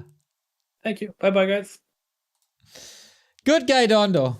What a wonderful, wonderful person he is. And also, once again, Safe Orcas, that was great. So, you guys subbed a lot, and my tool broke. So, who was it? Duro, thank you for 56 months. Rorschach the Cat, thank you for the 10 month. Love the passion. Floss 2 times daily with the 74 month. 74 months, 74 more patches to come. Oh my god. Deathly God with 33 months. Hey everyone. What's a guy gotta do to make Firelord a decent anti-UD neutral hero? He's already immune to half the Coil Nova combo. What? What could put him over the edge? He's not undead. So he's not. He should be. And also because he's burning, he should be immune to Nova, in my opinion. World average, thank you for the 37-month. Ferrero Rocher with the 26-month. That's a cheap way to get advertisement, you guys. Raise that is fun. Find something, please. We disagree. James Lewin, 32-month. In the time it took me to share my anniversary, an MK somewhere in the world just did 3,800 damage. Burrow Rush with the 100 bits. Good morning. Warm Hat, 8-month. Death Knight 2702 with 2-month. Odin. Wait, what? Ads? Oh, I guess my prime is up. Thank you, Taker, for the raid. Massa for the 25-month. And the others we thanked already. I want to show you one thing because I saw it at Witty stream. That was super fun. Witty Warcraft on YouTube. Video is called "This Ability is Overpowered." It's 3 minutes 50. Hey, welcome. This is Witty. We're going to take a look at the Mountain King stream. Bash, which has been significantly buffed in the PTR for Warcraft 3. The Bash has been increased with its stun duration as well as its bonus damage. And we're going to take a look at level 3 Bash against this Torrent Chieftain. And to give you some perspective, I'm going to actually make the Mountain King the enemy, and I'm going to control the Torrent Chieftain and just run him around. So far, so you can good. sort of see the kind of control I have as can't I'm getting move? bashed. How can you not move? Oh my god. This gives you more of an idea as to how likely you are to control your hero or your unit. And the unit bash is going to be 6 seconds. The hero bash is 3 seconds. And this is all without Stormbolt, by the way. Mountain King bash. It's pretty ridiculous. And I don't think we should probably go ahead with this change. Yep. But it is fun to see. And this is a Mountain King with 0 items. If you've got him gloves of haste or boots of agility, that kind of stuff, anything that boosts his attack speed. Yep. He's going to be pretty crazy. Yep. Like, if I try to fight back now... Yeah, good I try luck. to pick an ability, there we go. It's also so luck dependent, it's crazy.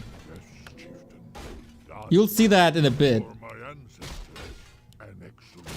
1, 2, 3, 4... We're going to have enough mana maybe for a shockwave? I don't know. I'm trying to use up the mana quickly. No chance. Can't move. No micro. Here, wait, shockwave? Nope. No shockwave, bro. And now for a fun test. All of these heroes have level 10. All of the Mountain Kings have level 3 Bash, and they have a Gloves of Haste, plus 15% increased attack speed in every inventory slot, which totals to 90% increased attack speed. The Blade Master at the top, the Demon Hunter at the top, they have Slippers of Agility, plus 3 in every single inventory slot. And the Blade Master and the Demon Hunter at the bottom have plus 6 agility in every single inventory slot. The Demon Hunters, they're sporting level 3 Evasion. The Blade Masters, level 3 Crit. So let's see how they do. Let's go! Who do you think will win, boys? Unfortunately, the AI is going a bit crazy, but we're still getting an idea. Yeah, it's not perfect, but... Looks like the Blade Master at the top is suffering. No the chance. Blade Master with the boots of... Well, he's not even getting a chance, is he? Demon Hunters have done better. Evasion's obviously allowed them to stay alive a lot longer. So the power of Bash is actually not enough to deal with the Demon Hunter. Who would have thought, huh? Wow, that's incredible. So as much as I thought Bash was OP, trust the Night Elf to be even more OP.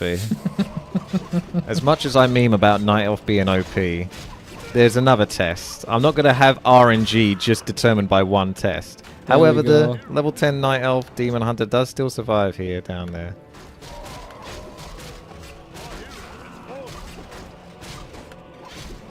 The Blade Master he's won. gonna do it. Come on. Yeah. So the RNG is really strong. Now the Blade Master ended up winning somehow. Oh, the Blade Master. Is he gonna do it? Nope. Not this time. And the Mountain Kings still win. Okay. I think it's safe to say that Bash is very strong in this state, and it probably needs to be changed, but it's fun to look at. This is... Yeah, these were Demon Hunters with 36 plus agility.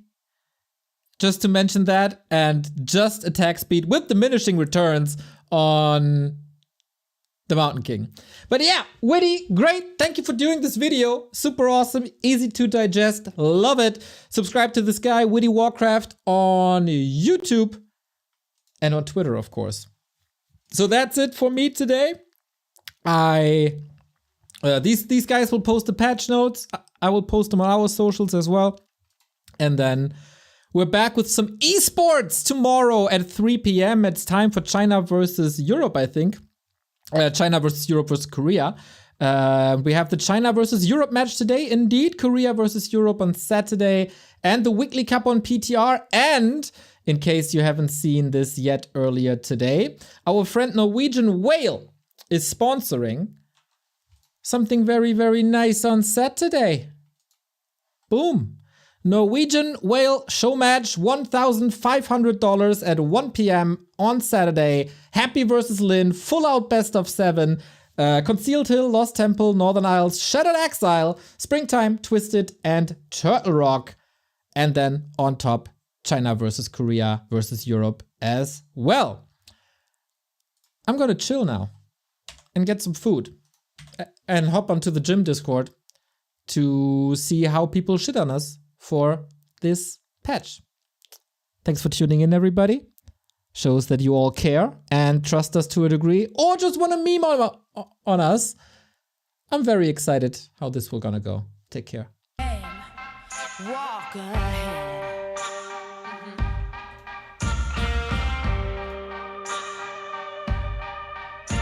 You cover us in shame and I take the blame. Living by the rules to which high school blues.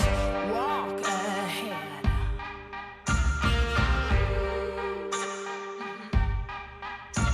Big cannons keep provoking. Blood rinse us, thirst choking. Can anyone stand this nonsense? Eaten away. To stop and obey. To stop and obey. Now rats can shine and jokers got silver lining. Holy Mary sings songs in the wet rain. Walk ahead.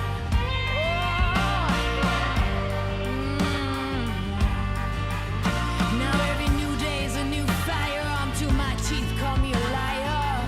Building as you rip, someone show me someone living a desire.